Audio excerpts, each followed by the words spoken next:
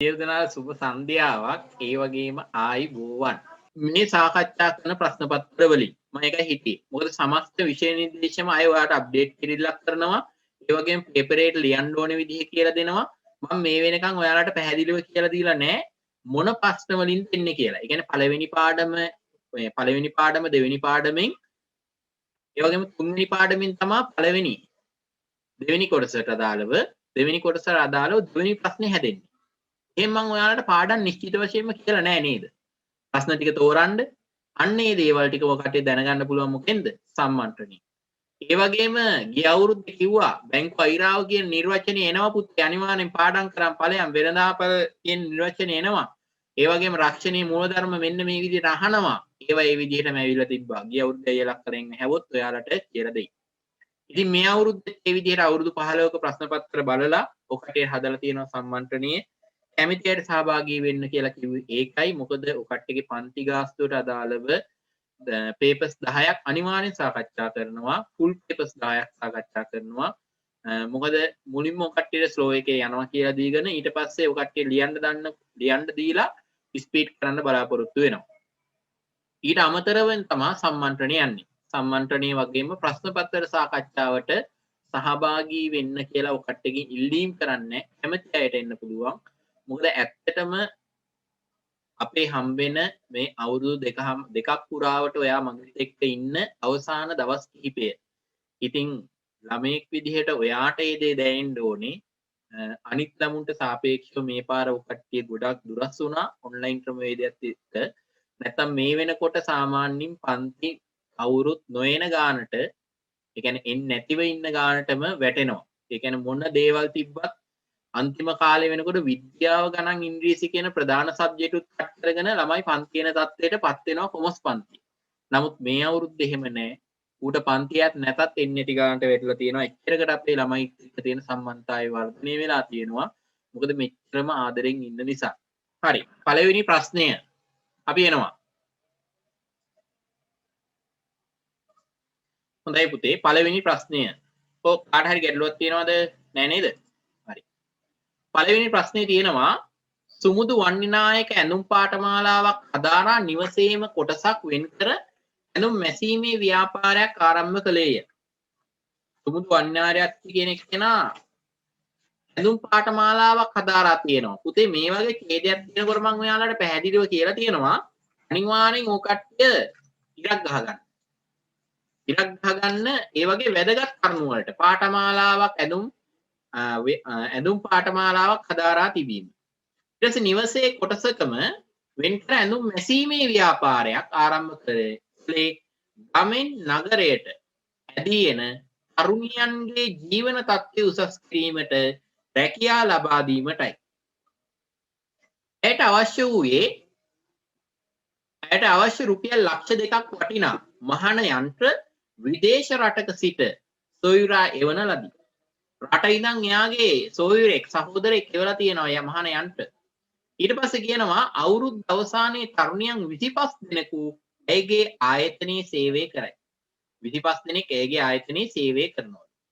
පළවෙනි එක අහන සුමුද්ගේ ව්‍යාපාරය අත්පුරුෂමයට පමණක් පවත්වාගෙන යයි. අත්පුරුෂමයට කියන්නේ මොකද්ද?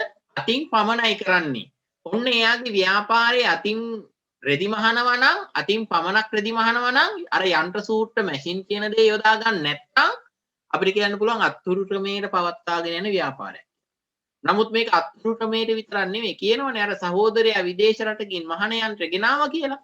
එහෙනම් මේ පළවෙනි එකට අපිට ඉවත් කරන්න පුළුවන්. ඊට දෙවෙනි එක ජාත්‍යන්තර මට්ටමට ගෙන ගිය. දැන් ඔයාලට ගැටලුවක් එන්න පුළුවන් විදේශ රටකින් සොයුරා මැෂින් එක එවන්නේ. පිට රටවල් වලට අපි ජාත්‍යන්තර මට්ටමට මේ ඇඳුම් කඩේ පවත්වාගෙන ගිහින් නැහැ. ලංකාව තුල ඒ කියන්නේ ඒ දේශ සීමාවේ විතරයි කරන්නේ. පිට රට අලෙවි කරනවා කියලා අපනයනය කරනවා ආනයනය කරනවා කියලා සම්බන්ධතාවයක් නැහැ. එහෙනම් දෙවෙනි උත්තරෙත් අපිට අයින් කරන්න පුළුවන්. තුන්වෙනි එක මහා පරිමාණ වෙළඳ ව්‍යාපාරයකි. එතන පොයින්ට් එක මොකද්ද? මහා පරිමාණ වෙළඳ ව්‍යාපාරයක් කියන්නේ මොකද්ද? අවසානයේටම දීලා තියෙනවා ඡේදේ අවුරුදු අවසානයේ තරුණියන් 25 දෙනෙකු අයගේ ආයතනයේ සේවය කරයි. ඒක තමයි පොයින්ට් එක පුතේ. සේවකයන් සංඛ්‍යාව මත සුළු පරිමාණ ව්‍යාපාරයක්ද මහා පරිමාණ ව්‍යාපාරයක්ද කියලා ජනහා සංඛ්‍යා ලේඛන දෙපාර්තමේන්තුව කියලා තියෙනවා. ජනහා සංඛ්‍යා ලේඛන දෙපාර්තමේන්තුව කියලා තියෙනවා.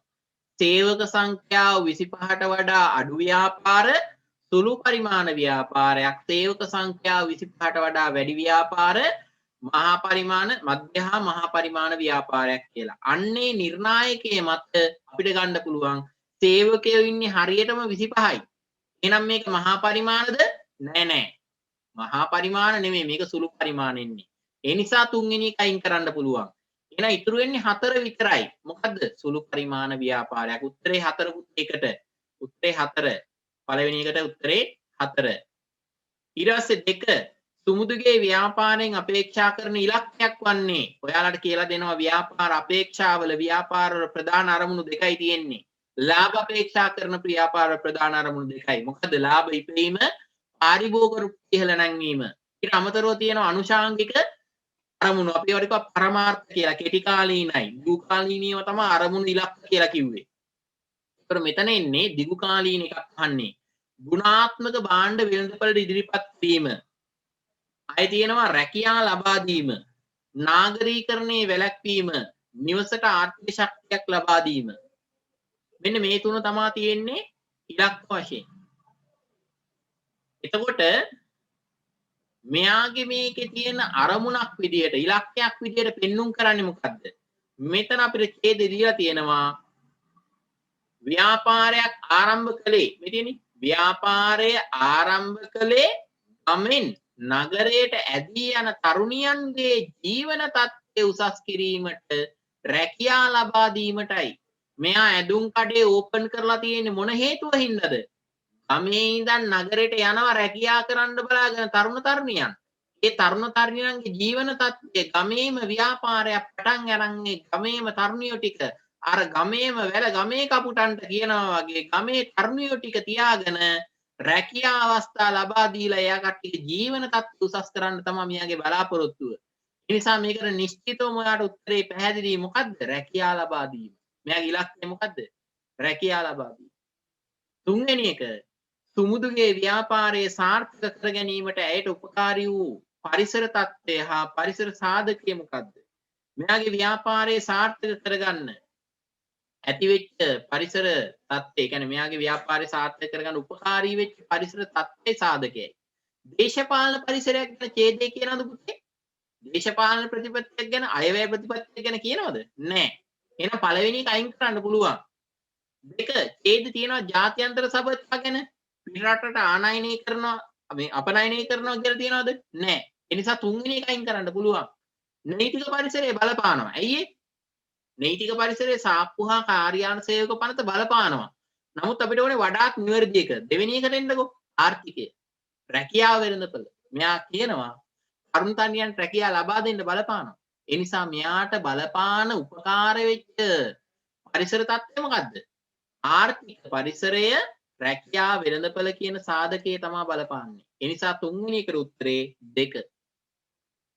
ඊට පස්සේ 4 පහත වර්ණවල දැක්වෙන්නේ ව්‍යාපාරයක පරිසරයේ අධ්‍යයනය කර ලබාගත් පරිසර සාධක වගුගත කර තිබූ ආකාරයයි. නිවැරදි වර්ගීකරණය කිරීම දැක්වෙන්නේ කොහොමද කියලා අහනවා. ශදු අත, ශක්තියින් දුර්වලතා අවස්ථා තර්ජන. ඔයාලා දන්නවා ශදු කියන්නේ මොනවද? ශදු කියන්නේ අභ්‍යන්තර, අත කියන්නේ බාහිර. එහෙනම් ශක්තියින් කියන්නේ වාසියක් කියලා, අවස්ථාවක් කියන්නේ වාසියක් කියලා දන්නවා පුතාලා. හැබැයි දුර්වලතාවයක් තර්ජනයක් කියන්නේ තවාසියක් කියලා දන්නවා. පැටලෙන්නේ අභ්‍යන්තරද බාහිරද? එහෙනම් ශදු කියන්නේ අභ්‍යන්තර, අත කියන්නේ බාහිර. එහෙනම් එනවා පළවෙනි එකට බදු සහන දෙන්නේ කවුද? රජය. බාහිරින් හම් වෙන දෙයක් ව්‍යාපාරයට. බාහිරින්. එහෙනම් පළවෙනි එක ඍජුවම අයින් කරන්න පුළුවන්ද බැයිද? පුළුවන්. 2 පළවෙනි එක දැක්ක ගමන් පුළුවන් අයින් කරන්න. 2 පිළිගත් සන්නන්නාමය බ්‍රෑන්ඩඩ් නාමයක් තියෙනවා. බ්‍රෑන්ඩඩ් නමක් කොකාකෝලා, අඩිඩාස්, අබාන්ස්. එහෙනම් බ්‍රෑන්ඩඩ් නේම් එකක් කියලා කියන්නේ ව්‍යාපාරයට අභ්‍යන්තරයෙන් තියෙන හයියක්. ව්‍යාපාර අභ්‍යන්තරයෙන් තියෙන හයියක්, වාසියක්. එහෙනම් ඒක එනවා ශක්තියකට.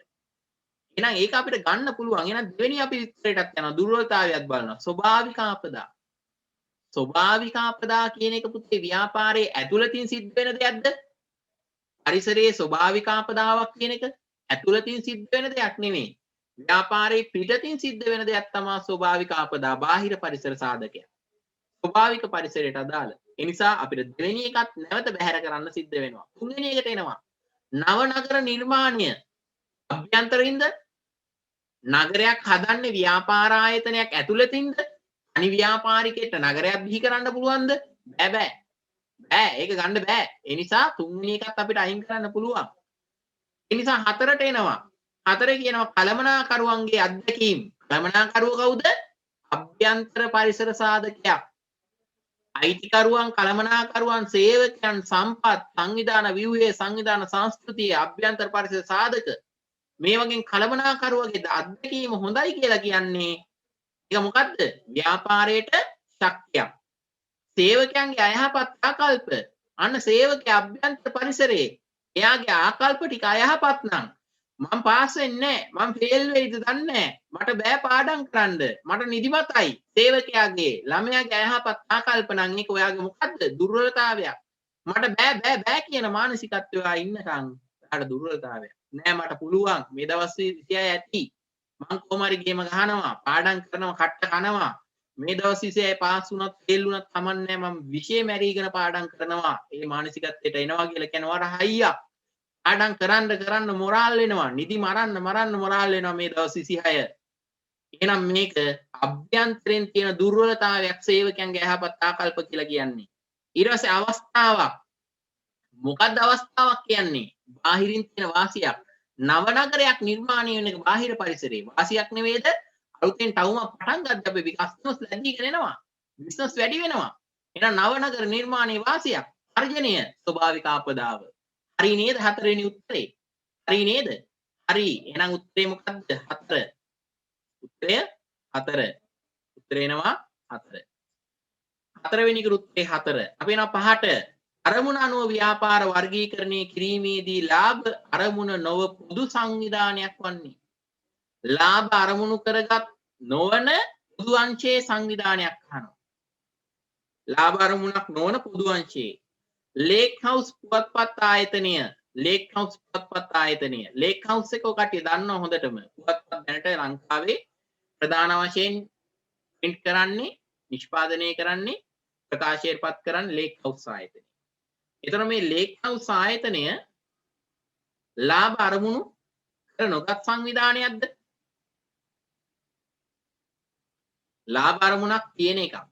ඒ වගේම දෙවෙනි එක සකසුරුවම් හා ණය දෙන සම්පකාර සමිතිය. මොකක් වුණත් සමෝපකාරයක්නේ. සම්පකාර මොකද්ද? පෞද්ගලික අංශයේ, පොදු අංශයේ නෙමෙයි. පොදු අංශයේ නෙමෙයි. ඒ නිසා අපිට අයින් කරන්න පුළුවන්. දෙවෙනි එක විහාරස්ථාන විහාරස්ත කුලගණ සමිතිය. පන්සලේ කුලගණ සමිතිය තියෙන්නේ. පන්සලේ තියෙන කුලගණ සමිතිය ලාභ අරමුණක් නැහැ. හැබැයි පොදු අංශයේද? මම කිව්වා ගමේ මරණාධාර සමිතියේ හට්ටේ යාපනයේ මලගෙදරක් වුණොත් දෙනවද?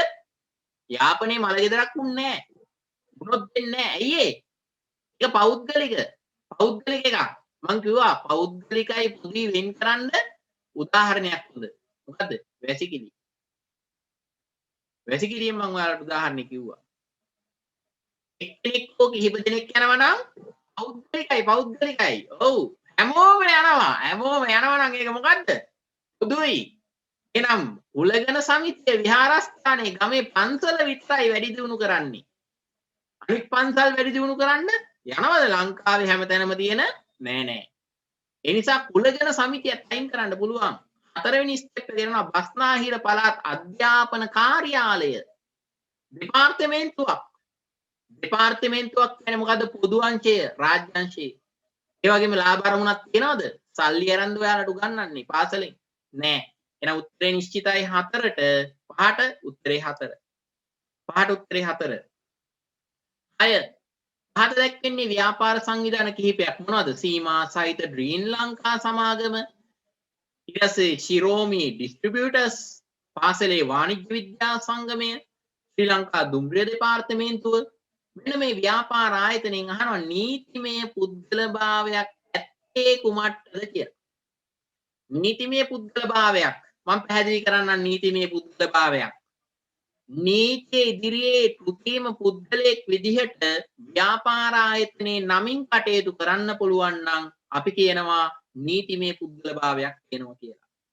තමන්ගේ ව්‍යාපාරයේ නම නඩුවලට යනකොට ගිවිසුම් අත්සන් කරද්දී නිල මුද්‍රාවේ ගනුදෙනු සාකච්ඡා කරද්දී ඒ ව්‍යාපාරයේ නම භාවිතා කරලා කරන්න පුළුවන් නම් අපි කියනවා නීතිමය පුද්ගලභාවයක් තියෙනවා කියලා.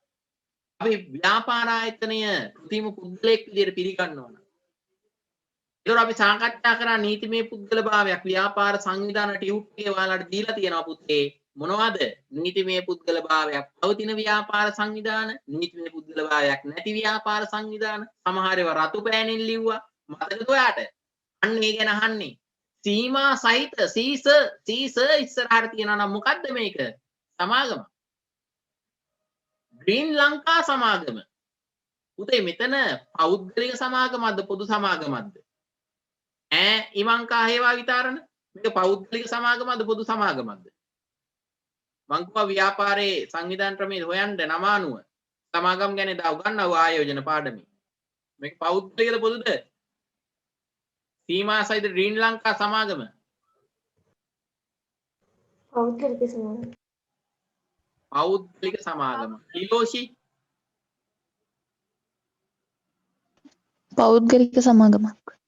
උදේ පෞද්ගලික සමාගමක් නම් මම මොකක්ද අනිවාර්යෙන් එනවා කිව්වේ ප්‍රයිවට් ලිමිටඩ් එනවා කොහා ඉංග්‍රීසියෙන් තිබ්බ සිංහලෙන් තිබ්බ මොකක්ද එනවා කිව්වේ පෞද්ගලික කියලා වරහන් ඇතුලේ නැත්තම් කෙටි කරලා පෞද් කියලා තියනවා කිව්වා.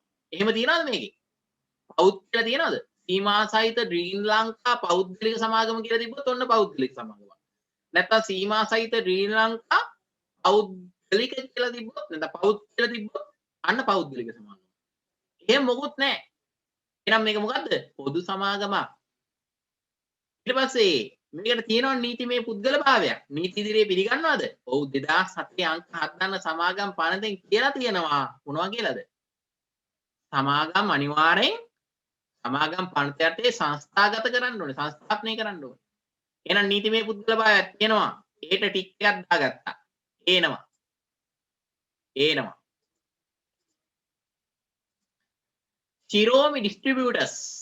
චිරෝමි ඩිස්ට්‍රිබියුටර්ස් කියන්නේ මොන ව්‍යාපාර සංවිධානයක්ද? මාලිංග මොක කාලෙකින් කියමු බලන්න. චිරෝමි ඩිස්ට්‍රිබියුටර්ස් තනි පුද්ගලද හවුල්ද සමාගම්ද දෙපාර්තමේන්තුවද? තනි පුද්ගල සර්. හොඳයි පුතා තනි පුද්ගල ව්‍යාපාරයක්. තනි පුද්ගල ව්‍යාපාර වලට නීතිමය පුද්ගලභාවයක් තියෙනවද? නෑ. තනි පුද්ගලයට නීතිමය පුද්ගලභාවයක් නෑ. ලියාපදිංචි කරාට තියෙනවද? ලියාපදිංචි කරත් නීතිමය පුද්ගලභාවයක් නෑ. ලියාපදිංචි කරත් නෑ. එහෙනම් ශ්‍රියෝමි ඩිස්ට්‍රිබියුටර්ස් කියන එක එන්නේ නෑ.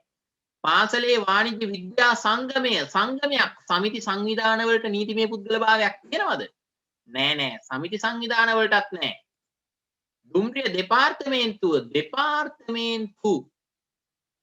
දෙපාර්තමේන්තු වලට නීතිමය පුද්ගලභාවයක් තියෙනවද මොක්ෂා? කරුණිම් සර අපේ තියෙනවා සර්.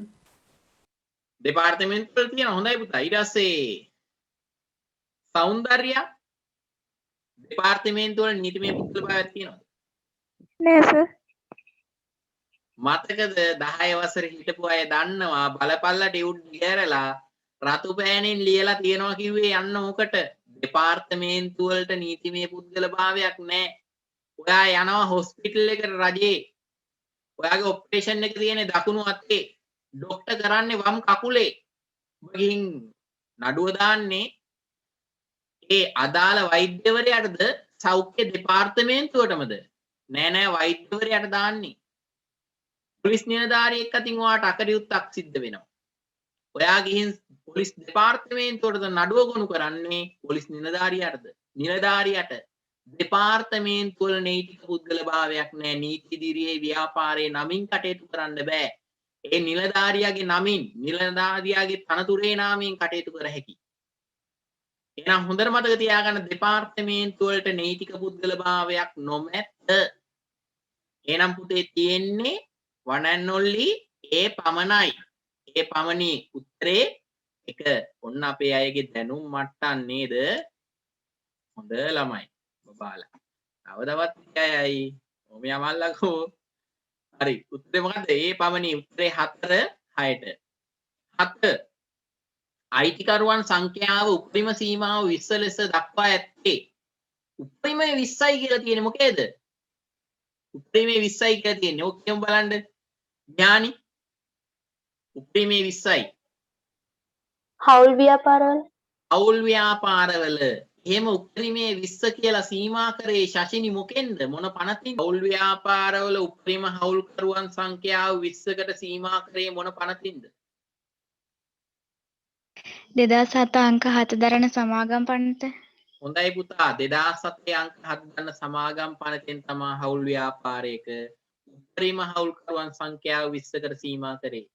ඊට පස්සේ එනවා 8 වෙනි එක බලපත්‍රලාභී වාණිජ බැංකුවක් ලෙස හැඳින්වෙන්නේ.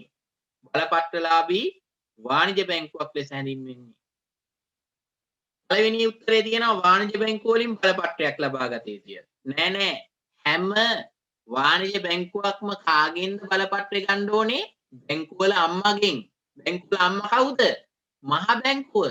මහ බැංකුවෙන් බලපත්‍රයක් ගන්න නිසා තමා බලපත්‍රලාභී කියන්නේ. මතකද 11 වසර මෙතන හිටපු හැමෝම හිටියා පන්තියේ.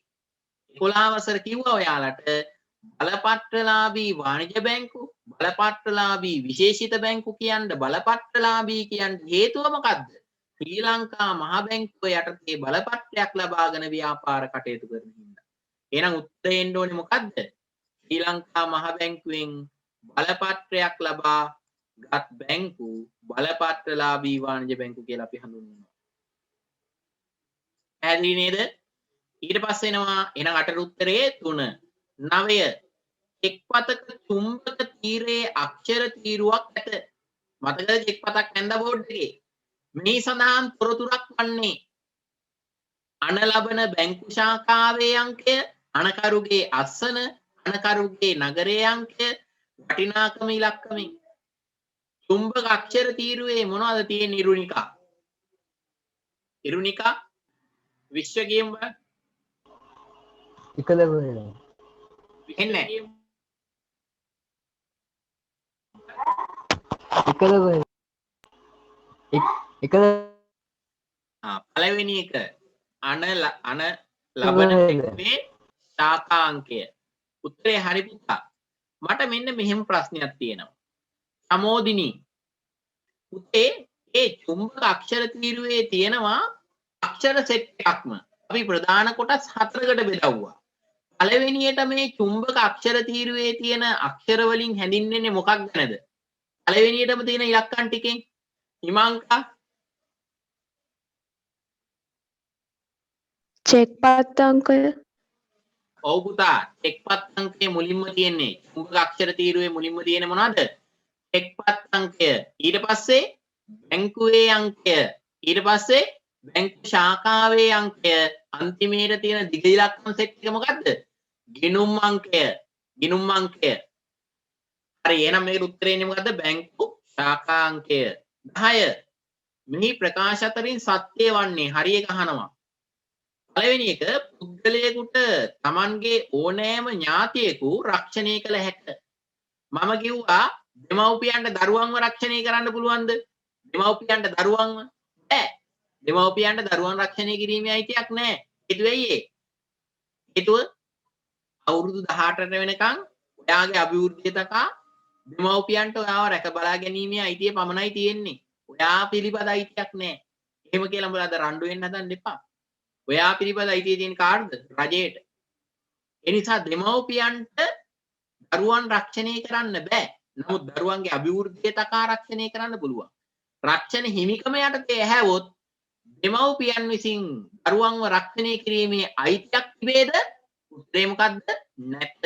එහෙනම් පුතේ නෑයෝ කොහොමද රක්ෂණය කරන්න බෑනේ. දෙමව්පියෙක්ට ළමයෙක් රක්ෂණය කරන්න අයිතියක් නැත්නම් අපිට පුළුවන් ද නෑයෝන්ව රක්ෂණය කරන්න? බෑ. එහෙනම් මේ පළවෙනි එකම වැරදි. 10 පළවෙනි එකම වැරදි. මෙතන අහන්නේ සත්‍ය එක. ඒ නිසා පළවෙනි උත්තරේ ගන්න බෑ. 2 රක්ෂණය නිසා දීපල වලට ඇති අවදානම නැති වේ.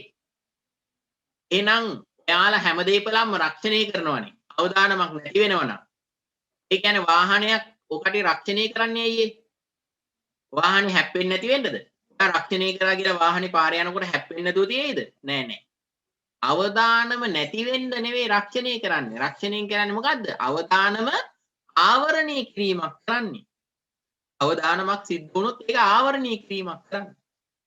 ඊට පස්සේ 3 දීපල නිසා වටිනාකම පුද්ගලයාගේ ගෙවීමේ හැකියාව මත තීරණය වේ. දීපල නිසා වටිනාකම පුද්ගලයාගේ ගෙවීමේ හැකියාව මත තීරණය වෙන්නේ නැහැ. පුද්ගලයාගේ ගෙවීමේ හැකියාව නෙවෙයි පුතේ දීපල රක්ෂණයේ බලපාන්නේ මොකද්ද? දීපලේ වටිනාකම. වාහනයක නම් මේ රක්ෂණ වාරිකයේ තීරණය වෙන්නේ මොකක් මතද? වාහනේ වටිනාකම මත. ගෙදරක් රක්ෂණය කරනවා නම් ගෙදර වටිනාකම මත. ඔය කියන දේ බලපාන්නේ මොන රක්ෂණයේද? පුද්ගලයාගේ ගෙවීමේ හැකියාව මත රක්ෂණයේ වාරිකයේ තීරණය වෙන්නේ මොකක් මතද? ජීවිත රක්ෂණය මත. ජීවිත රක්ෂණයේදී අපිට තීරණය කරන්න හැකියාව තියෙනවා. එහෙනම් උත්තරේ තුන්වෙනි එකත් වැරදි. 4 ජීවිත රක්ෂණයට හානිපූර්ණේ යොදා නොගනි. හානිපූර්ණ මූලධර්මයේ බලපාන්නේ නැහැ ඇත්තටම. ප්‍රධාන වශයෙන් මූලධර්ම සෙට් එකක් තියෙනවා රක්ෂණේ. මොනවද? රක්ෂ හිමිකම, උපරිම විශ්වාසය, ඊට පස්සේ හානිපූර්ණය. ඒ යටතේ අපි අනුමූල ධර්ම කතා කරා ආදේශනීය දායකත්වයේ කියලා. එතකොට ජීවිත රක්ෂණයේදී හානිපූර්ණ මූල ධර්මයේ බලපාන්නේ නැත්නම් ඇයි ඒ? හානිපූර්ණය කියලා කියන්නේ යම් කිසි දේපලක්, විශේෂ වස්තුවක් රක්ෂණය කරපු විශේෂ වස්තුවක් හානියකටපත් වුණාට පස්සේ ඒක යථා තත්ත්වයට පත් කරන්න සරිලන වන්දි මුදලක් පමණක් ප්‍රතිපූර්ණය කරනවා කියන මූල ධර්මයට කියනවා අපි හානිපූර්ණ මූල ධර්මය කියලා. ඉතින් පුතේ ජීවිතේ වගේ දෙයක් අපිට රක්ෂණය කරා කියලා හානිපූර්ණය කරන්න බෑ. වාහනේ සයිඩ් කණ්ණාඩියට සයිඩ් කණ්ණාඩියක් දුන්නට ඊට පස්සේ සිග්නල් කප් එක ගැලවෙද්දි සිග්නල් කප් එකට සිග්නල් කප් එකක් දුන්නට වාහනේ සම්පූර්ණයෙන් ගන්න බැරි වෙන්න කුඩු කට්ටම් වුණාම වාහනයක් දුන්නට ජීවිතේ අතක් ගැලවුණොත් වටිනාකම කියන්න බෑ. අතක් ගැලවුණොත් වටිනාකම කියන්න බෑ.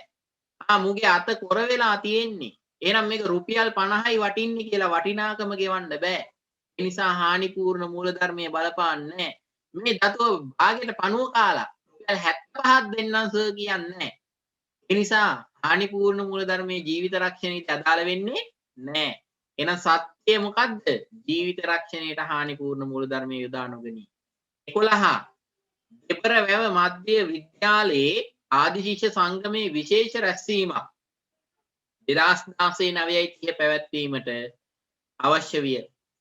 සමාජිකයන් 200 දෙනෙකුට මෙම පණිවිඩය 2016 9/28 දිනේ බලන්න රැස්වීම තියෙන 9/30 අපි මේ පණිවිඩය දෙන්න යන්නේ 9/28 දැක්වීමට සිදුවේ. මෙම පණිවිඩය යැවීමට සුදුසු sannivedana ක්‍රමය හා sannivedana මාධ්‍ය පිළිවෙලින් කෙටි පණිවිඩයක් යවන්න පුළුවන්. කෙටි පණිවිඩය ලිඛිත ගන්නත් පුළුවන් අපිට. ඒක හරි. නමුත් අපි මෙතන ගන්න ඕනේ වඩාත් නිවැරදි එක. සමහර ප්‍රශ්න තියෙනවා පුතේ. ඒ ප්‍රශ්නෙට අදාළව දෙනව උත්තර ටික ඔයාට හතරම හරි කියලා හිතෙන්න පුළුවන්. අන්න ඒ වෙලාවට මොකද කරන්න ඕනේ? හතරම කියවලා වඩාත් හරිම එක ගහන්න ඕනේ. කෙටි පණිවිඩ කියන එක ඔයාට ලිඛිත කියලා ගත්තට ඒක ප්‍රධාන වශයෙන් මේ කෙටි පණිවිඩ කියන සේවාව ලිඛිත වෙනවා. ඒ වගේම විද්‍යුත් වෙනවා. වාචික වෙනවද? නැහැ. එතකොට විද්‍යුතුත් වෙනවා. හැබැයි ලිඛිත කියන එකට හරි. නමුත් වඩාත් නිවැරදි නෑ. දෙවෙනි එක ගුවන් විදුලිය. සාමාන්‍යයෙන් ඔයාලගේ ආදිශිෂ්‍ය සංගමයේ විශේෂ රැස්වීමක් tie රේඩියෝ එකේ කියනවද? නෑ නෑ ගුවන් විදුලිය දාන්නේ නෑ. ඒක ප්‍රායෝගික නෑ. පෝස්ටර් ගහනවද? සමහරට ඔය කට්ටියගේ දෙබරවැව මධ්‍ය මහා විද්‍යාලයේ ආදිශිෂ්‍යයෝ ඉන්න පුළුවන්. ඒ ආදිශිෂ්‍ය සංගමයේ තියෙන රැස්වීමට අදාළ සමහර පුද්ගලයෝ ලංකාවට එක්කහරි ගිහින් ඉන්න පුළුවන්. එතකොට ලංකාව වටෙන් පෝස්ටර් ගහන්නද? ඒක ප්‍රායෝගික නෑ. ඒ නිසා කෙටි පණිවිඩ සේවාව හොඳයි. මොකද කෙටි කාලයයි තියෙන දවස් 2යි තියෙන්නේ. කෙටි පණිවිඩ සේවාව කියලා කියනකොට SMS එකක් කියලා කියන්නේ විද්‍යුත්. දානව බලපාන්නේ විද්‍යුත්. ඒ නිසා උත්තරේ අපිට මෙතන වඩාත් නිවැරදි ගන්න වෙන්නේ විද්‍යුත්. කෙටි පණිවිඩ ලිඛිතයකට ගන්න පුළුවන්. නමුත් වඩාත් නිවැරදි විද්‍යුත්. ඒ නිසා උත්තරය 11ට 4. 12 ප්‍රවාහනයේ මූලිකාංග වන්නේ. ප්‍රවාහනයේ මූලිකාංග මොනවද? කියමු බලන්න දිලාන් සංදීප ප්‍රවාහනයේ මූලිකාංග 4ක් තියෙනවා. ප්‍රවාහනයේ මූලිකාංග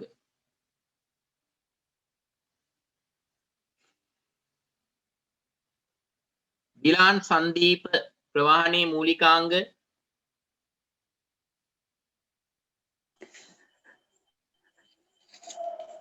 බලය මාධ්‍ය පර්යන්තය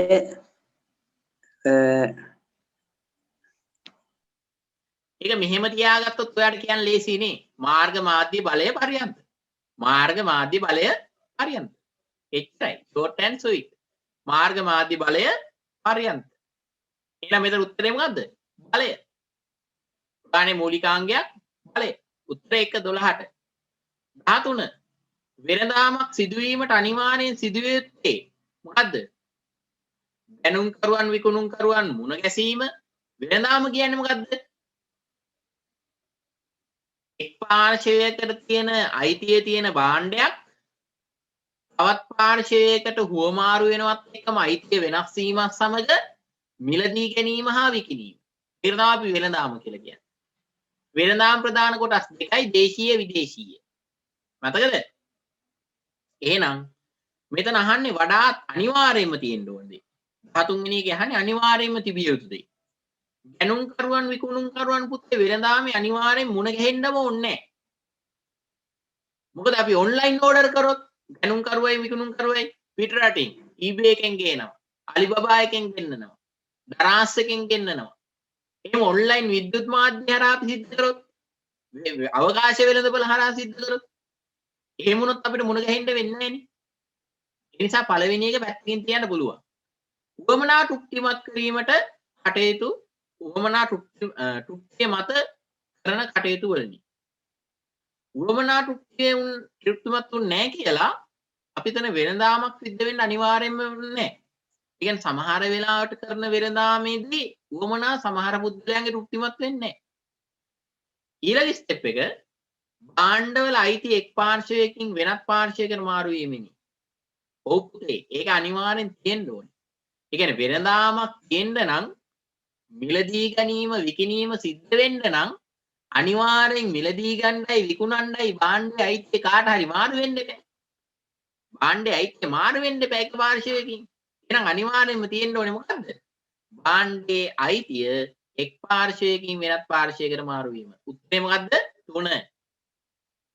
14 ව්‍යාපාරයක අරමුණු අපේක්ෂිත අයුරින්ම ඉටු කර ගැනීම.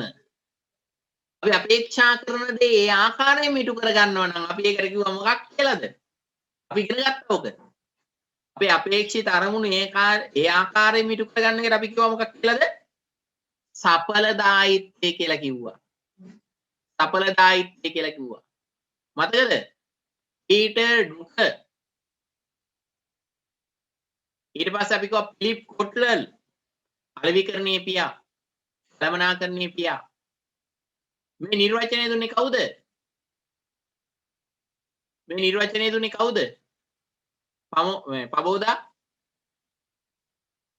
සඵලදායීත්වයටයි කාර්යක්ෂමතාවයටයි නිර්වචන ඉදිරිපත් කරා. ඒක විද්‍යාඥයෙක්. කවුද ඒ? කෙටි නිර්වචනේ යමක් නිවැරදිව කිරීම, නිවැරදි දේ කිරීම ඒ විදිහට කිව්වා. කවුද ඒ නිර්වචන ඉදිරිපත් කරේ? පබෝදා ඉදුමිනි පීටර් ඩ්රුකර්. පීටර් ඩ්රුකර් තමයි ඉදිරිපත් කරේ. කළමනාකරණයේ පියා කවුද පුතේ? FW Taylor. ප්‍රතිමහානෙක් කෙනෙක් නෙමෙයි. කළමනාකරණයේ පියා. එහෙනම් මෙතනදී සඵලදායීත්වයට කියන නිර්වචනයක් තමයි අපේක්ෂිත අරමුණු ඒ ආකාරයෙන්ම මුදුන් පමුණවා ගැනීමට අපි කියව සඵලදායීත්වය කියලා. කාර්යක්ෂමතාවය කියන්නේ මොකද්ද? අවම යෙදවුම් ප්‍රමාණයකින් උපරිම නිමවුමක් ගන්න එකට අපි කියව කාර්යක්ෂමතාවය. ඊට පස්සේ 15 2016 අපොස සාපේල විභාගයේ අපේක්ෂකයන්ට ව්‍යාපාර හා ගිණුම් කරන අධ්‍යයනය ආදර්ශ ප්‍රශ්නපත්‍ර පොතක් අලෙවි කිරීමට යා යුතු මඟ ප්‍රකාශකයෝ සැලසුම් කරයි. මෙහි විභාග අපේක්ෂකයන් සහ ආදර්ශ ප්‍රශ්න පත්‍ර පොත දැක්වූ විට අලෙවිකරණයේ පැත්තෙන් අහන්නේ ප්‍රශ්නය. ඒක ස්ථානයක්ලු. පිළිවෙලින් අහන්නේ. මෙතන අපේක්ෂකයන් කියලා කියන්නේ ස්ථානයක්ද? විභාග අපේක්ෂකයන් කියලා කියන්නේ විභාග අපේක්ෂකයන් කියන්නේ ස්ථානයක් නෙවෙයි. මොකද්ද මේකේ? මේකේ ඉලක්ක වෙළඳපොළ තමා විභාග අපේක්ෂකයන් කියලා කියන්නේ. ඒ කියන්නේ සමස්ත වෙළඳපොළටම අපේ සමස්ත වෙළඳපොළේ ඉන්න ගනුදෙනුකරුවන්ගේ මිනිස්සුන්ගේ අවශ්‍යතා වුවමනා සතුටු කරන්න බෑ. ඒ නිසා අපි ඒ සමස්ත වෙළඳපොළේ අපිට වඩාත් ආකර්ෂණීය කරගන්න පුළුවන් වඩාත් ලාභදායීම වෙළඳපොළ කොටස තෝරගන්නවා.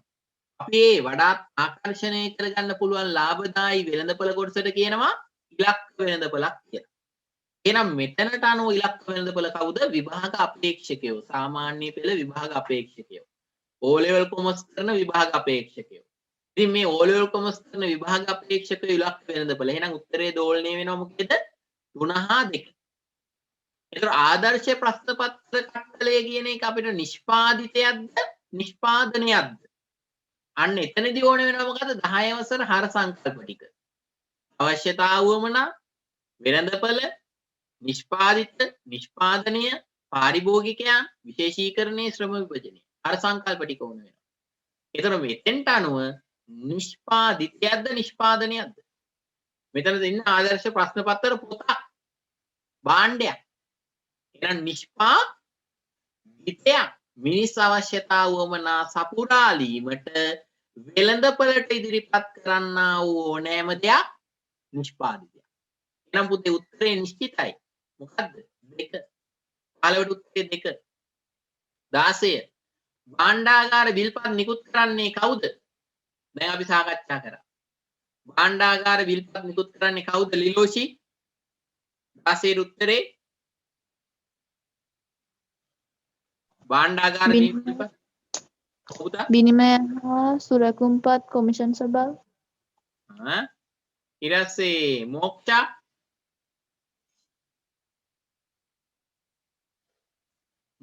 භාණ්ඩාගාර බිල්පත් නිකුත් කරන්නේ 2 අයියෙන් කියමු බලන්න. 2 දෙවැනි උත්තරේ 2 බලපත්‍රලාභී වාණිජ බැංකුද? නෑ සර් 3 උදේ භාණ්ඩාගාර බිල්පත් නිකුත් කරන්නේ කවුද? අපි කිව්වා රජයට අවශ්‍ය කෙටිකාලීන ණය අවශ්‍යතාවයේ සපුරාලන්න මහා භාණ්ඩාගාරයේ වෙනුවෙන් ශ්‍රී ලංකා මහා බැංකුව නිකුත් කරන සුරුකුම්පත් අපි කියනවා භාණ්ඩාගාර බිල්පත් කියලා. භාණ්ඩාගාර බැඳුම් කර කියන්නේ රජයට අවශ්‍ය මැදි හා දිගු කාලීන ණය අවශ්‍යතා සපුරාලන්න මහා භාණ්ඩාගාරයේ වෙනුවෙන් ශ්‍රී ලංකා මහා බැංකුව නිකුත් කරන සුරුකුම්පත්. එහෙනම් මෙතන භාණ්ඩාගාර බැඳුම් බිල්පත් නිකුත් කරන්නේ කවුද? ශ්‍රී ලංකා මහා බැංකුව. 17 ගිණුම් කරන සමීකරණයට අනුව සිදුවිය හැකි අවස්ථාවකි. මෙන්න පුතේ පේපරේ හැදෙන ස්ටැට් එක ඔයාලා දැක්කද? MCQ 40න් පළවෙනි MCQ 16 මොනවද? බිස්නස්. අන්න ඉවරුණා 16. ඊළඟේ ප්‍රශ්න 24 MCQ 24 accounts. ඔන්න පටන් ගත්තා accounts 17 වෙනි ප්‍රශ්නේ. පළවෙනි එක අහනවා ගිණුම් කරන සමීකරණයට අනුව සිදුවිය හැකි අවස්ථාවකි. වත්කම් වැඩිවීම, වගකීම් අඩුවීම, හිමිකම් වෙනස් නොවීම. එහෙම ගනුදෙනු තියෙනවද? නෑ. ගිණුම් කරන සමීකරණේ බැලන්ස් වෙන්න ඕනේ. එතකොට ඔයා සයිඩ් එකෙන් ලියා ගන්න. සයිඩ් එකෙන් ලියා ගන්න. මෙතන ධන ඍණ ගණන් එක්ක යන එකක් තියෙන්නේ. වත්කම් සමානයි හිමිකම් ධන වගකීම් කියලා ලියා ගන්න. මෙන්න මේ විදිහට. වත්කම් සමානයි හිමිකම් ධන වගකීම්. එතකොට ප්‍රශ්නේ තිබ්බා පළවෙනි එකේ පළවෙනි උත්තරේ තිබ්බා වත්කම් වැඩිවීම වගකීම් අඩුවීම. ඊට දෙවෙනි එක තියෙනවා වගකීම් වැඩිවීම වගකීම් ධන හිමිකම් වැඩිවීම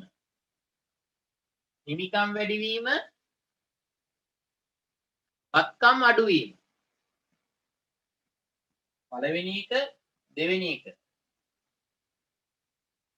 ඊට තුන්වෙනි එකේ කියනවා වත්කම් වැඩිවීම හිමිකම් වැඩිවීම වගකීම් වෙනස් නොවේ.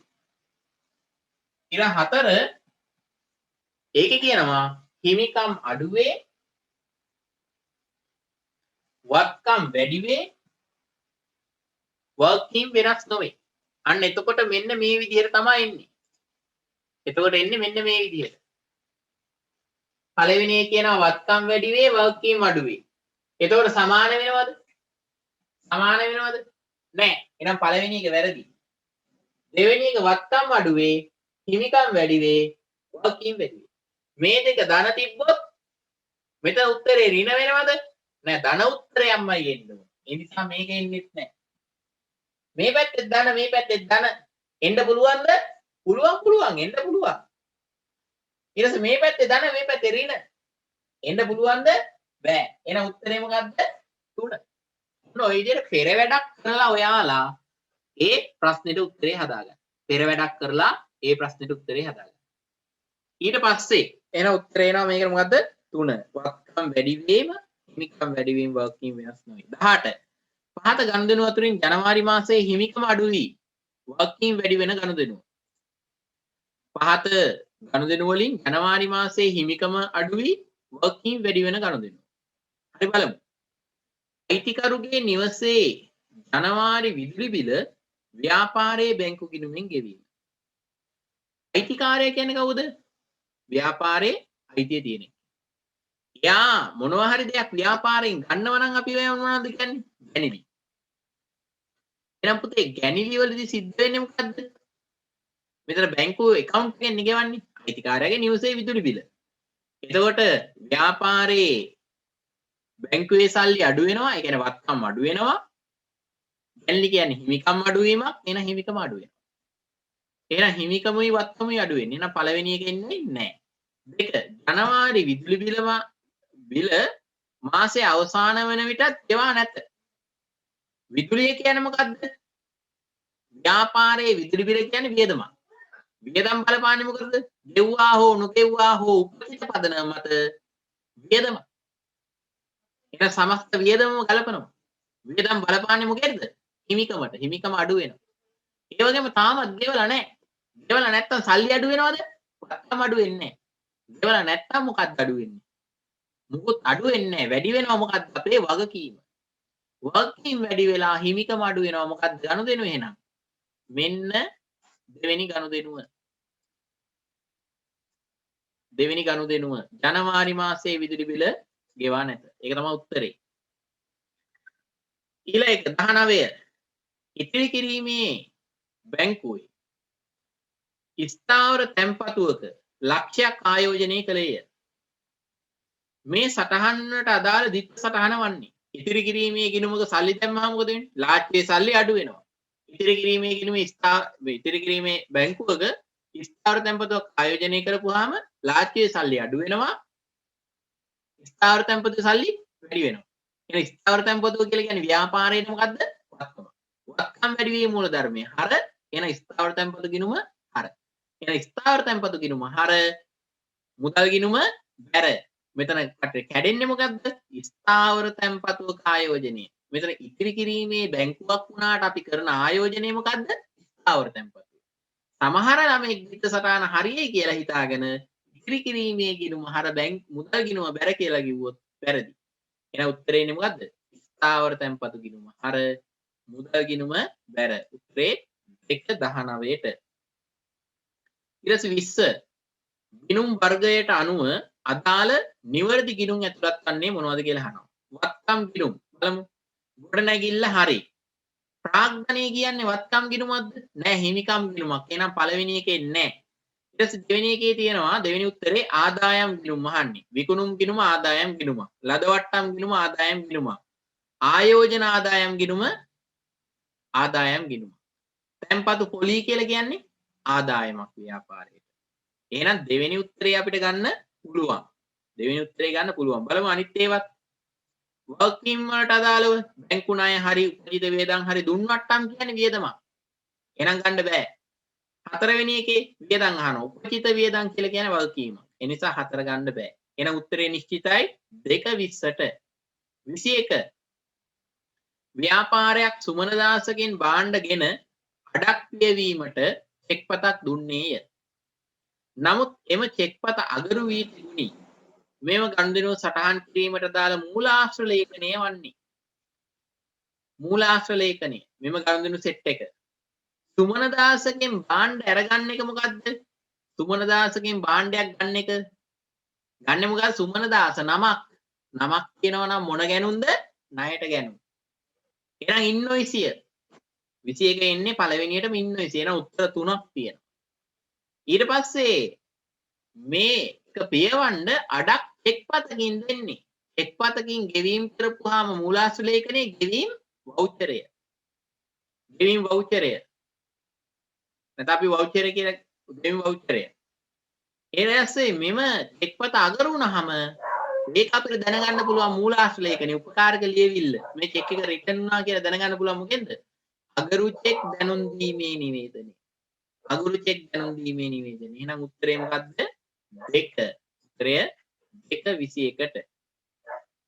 22 ව්‍යාපාරයේ බැංකු ගිණුමේ ශේෂයට වඩා බැංකු ප්‍රකාශනයේ ශේෂය වැඩි වී තිබුණි. ඒක හොඳට කල්පනා කරන්න. අපේ ව්‍යාපාරයේ පැත්තෙන් හදපු බැංකු ගිණුමට සාපේක්ෂව බැංකුවෙන් එවපු ප්‍රකාශනයේ ශේෂය වැඩි වෙලාලු. ඒකට හේතුව එකින් එකට ඇප්ලයි කරලා බලනවා. තැන්පත් කළ නමුත් උපලබ්ධ නොවූ චෙක්පත්. තැන්පත් කරපුවාම අපේ ව්‍යාපාරයේ බැංකු ගිණුමේ අපි සටහන් කරනවා. නමුත් බැංකු ප්‍රකාශනයේ සටහන් වෙනවද? උපලබ්ධ වෙලා නැල්ලු. බැංකුවේ සටහන් වෙලා නැහැ. එහෙනම් අපේ ශේෂයට සාපේක්ෂව බැංකුවේ ශේෂය අඩුයි. එහෙනම් පළවෙනි එක එන්නේ නැහැ. දෙක තැන්පත් කළ නමුත් උපලබ්ධ වූ චෙක්පත්. අපිත් තැන්පත් කරා කියලා සටහන් කරගන්නවා බැංකුවත් සටහන් කරගන්නවා. වෙනසක් ඇති වෙන්නේ නැහැ. අපිත් රුපියල් 50000ක් තැන්පත් කරා කියලා දාගන්නවා බැංකුවෙත් සටහන් වෙනවා උපලබ්ධ වෙලා නම්. උපලබ්ධ වෙනවා කියන්නේ මොනවද? මුදල් බවට පරිවර්තනය වෙනවා. එහෙනම් බැංකුවෙත් සටහන් වෙලා තියෙනවා. එහෙනම් දෙවෙනි එක එන්නේ නැහැ කොහොමද? 3 ස්ථාවර නියෝග මත ගෙවීම කිරීම. ස්ථාවර නියෝගයක් කරපුවාම අපි ඍජුවම බැංකුවට අණක් දෙනවා. මේ මගේ අදාළ ගෙවීම කරලා තියන්න. ඒකවල බැංකුවෙන් කරාද නැද්ද කියලා දැනගන්න පුළුවන් බැංකු ස්ටේට්මන්ට් එක බැංකු ප්‍රකාශනය ආපුවාම. ඒතකොට බැංකුවෙන් සල්ලි අඩු වෙලා. අන්න ඒතකොට අපි දැනගන්න. නමුත් අපි ඒක සටහන් කරගෙනද අපේ ව්‍යාපාරයේ ගිණුමේ සටහන් කරගෙන නැහැ. එහෙනම් සටහන් කරගෙන අපේ ගිණුමේ නැහැ හැබැයි බැංකුවෙන් අඩු වෙලා. එහෙනම් අපේ ගිණුමට සාපේක්ෂව බැංකුවේ ගිණුමේ ශේෂය අඩුයි. එහෙනම් තුන්වෙනි එක එනවද? නෑ පුතේ. ණයගැති ප්‍රේෂණ. ණයගැති ප්‍රේෂණ කියලා කියන්නේ ණයගැති ඍජුවම බැංකුවට ගිහින් සල්ලි දාලා. ඍජුවම බැංකුවට ගිහින් සල්ලි දාලා. ඒතර අපි දන්නේ නැහැ. අපේ account එකේ සල්ලි වැඩි වෙලා. අන්න එහෙනම් බැංකු ප්‍රකාශනයේ ශේෂය වැඩි අපේ ගිණුමට සාපේක්ෂව. එහෙනම් උත්තරේ 4. 22 උත්තරේ 4. 23 රංජනීගේ ව්‍යාපාරය ප්‍රමිලාට රුපියල් 50000ක භාණ්ඩ 10%කට වට්ටමකට යටත්ව ණයට විකුණන ලදී. මුදල් ලැබෙන විට ඔහු 10%ක වට්ටමක් දෙන ලදී. රංජනීගේ ව්‍යාපාරයේ ගිණුම් වල සටහන් කරනු වට්ටම උදේ මෙතන ගනුදෙනුව වෙනදාම සිද්ධ වෙන අතරතුර ගනුදෙනුව සිද්ධ වෙනකොටම දෙන වට්ටම මොනවද? ණයට විකුණන අවස්ථාවේදී දෙන වට්ටම වෙනද වට්ටම. වෙනද වට්ටම් අපි ගිණුම්ගත කරන්නේ. එහෙනම් මෙතන රංජනී ප්‍රමිලට ණයට විකුණනකොට 50000ක භාණ්ඩ රුපියල් 50000ක භාණ්ඩ විකුණනකොට 10%ක ඩිස්කවුන්ට් එකක් එක්කනේ අර විකුණන්නේ. එතකොට 50000ට 10%ක් කියලා කියන්නේ කීයද? 5000. එහෙනම් 50000න් වෙනද වට්ටම 5000 අඩු වුණාම වටිනාකම කීයද? 45000යි. බෝඩ් එකට යන්නේ නැහැ ඔළුවෙන් එන්න. ඔළුවෙන් එන්න. 45000 තමයි අපේ ණයට විකුණුම් වල වටිනාකම. ණයට විකුණුම් වල වටිනාකම. දැන් මෙතන අපි අහන්නේ ඔයාලගේ ඉර වදින්න ඕනේ මොකද්ද? රංජනීගේ ව්‍යාපාරයේ ගිණුම් වල. රංජනී කියන්නේ කවුද? රංජනීගේ ව්‍යාපාරයේ ප්‍රමිලාට විකුණන්නේ. එහෙනම් රංජනීගේ පැත්තෙන් මොකද්ද? ණයට විකිණීමක්. ප්‍රමිලාගේ පැත්තෙන් ණයට ගැනීමක්. එතකොට එයා මූණු දෙකක් ඇඳලා ඉවරලා ලියාගත්ත කමන්නේ. රංජනී ප්‍රමිලා. රංජනීගේ පැත්තෙන් ප්‍රමිලාට ගහලා ඉවරලා ඊතලයක් කියනවා ණයට විකුණු. ප්‍රමිලාගේ පැත්තෙන් රංජනීට ගහලා කියනවා ණයට ගැනු. ණයට ගැනුම් කියලා ගහනවා. එතකොට මේකෙදි රංජනීයගේ පැත්තෙන් ණයට විකුණලා තියෙන්නේ. ඒතකොට විකුණන අවස්ථාවේදී එතන දෙන වෙළඳ වට්ටම ගණන් ගන්න බෑ. එහෙනම් අපේ ණයට විකිණීමේ සමස්ත 45000. ඊට පස්සේ 45000ක් මුදල් ලැබිය යුතුයි. ඒ 45000 මුදල ලැබෙනකොට ඒකෙන් 10%ක වට්ටමක් එයාට දෙනවා. අපිට සල්ලි ලැබෙනකොට එයාට වට්ටමක් දෙනවා. එහෙනම් මේක දුන්න වට්ටම. එහෙනම් 45000න් 10% ඩිස්කවුන්ට් එක කීයද? 4500. එහෙනම් 4500ක දුන්න වට්ටමක් තමයි අපි දෙන්නේ. එහෙනම් උත්තරේ මොකද්ද? 4 4500ක දුන්න වට්ටම කී. 24 ගැනුම් චලනයේ සටහන් කරන්නේ. සියලුම ගැනුම් අපි සටහන් කරන්නේ නැහැ පුතේ. ස්ථාවරවත්මක් ණයට ගත්තොත් සටහන් කරන්නේ මොකේද? ස්ථාවරවත්මක් ණයට ගත්තොත් පොදු ජර්නලයේ සටහන් කරන්නේ. ඒ නිසා පළවෙනි එකේ නැහැ කොහොමද? නැවත විකිණීම සඳහා සිදු කරන ණයට ගැනුම්. අන්න ඒක පොඩ්ඩක් හරි. නැවත විකිණීම කියන්නේ මොකද්ද? වෙළඳ භාණ්ඩ. ඒකට වෙළඳ භාණ්ඩයක් ණයට ගත්තොත් තමයි ගැනුම් ජර්නලයේ දාන්නේ. එහෙනම් උත්තරේ දෙවෙනි එක හරි නේද? දෙවෙනි එක හරි උත්තරේ. එහෙනම් 24ට උත්තරේ 2. ඊට පස්සේ 25 සුළු මුදල් භාරකරුගේ ක්‍රියාවලියට අදාළ නිවැරදි ප්‍රකාශය. සුළු මුදල් භාරකාරයාගේ ක්‍රියාවලියට අදාළ නිවැරදි ප්‍රකාශය. මොකද්ද? සෑම මාසයකදීම එක හා සමාන මුදලක් ප්‍රධාන මුදල් භාරකරුගෙන් ලැබෙනවලු. එක සමාන මුදලක් නෙවෙයි පුතේ ලැබෙන්නේ. වියදම් වූ මුදලට සමාන මුදලක් තමයි ප්‍රතිපූර්ණය කරන්නේ. එහෙනම් පළවෙනි එක වැරදි. 2 ආයතනයට එකතු කරගත යුතු අඩු වටිනාකම් සහිත මුදල් එකතු කරගනි. එකතු කරගන්නේ සුළු මුදල් භාරකරු.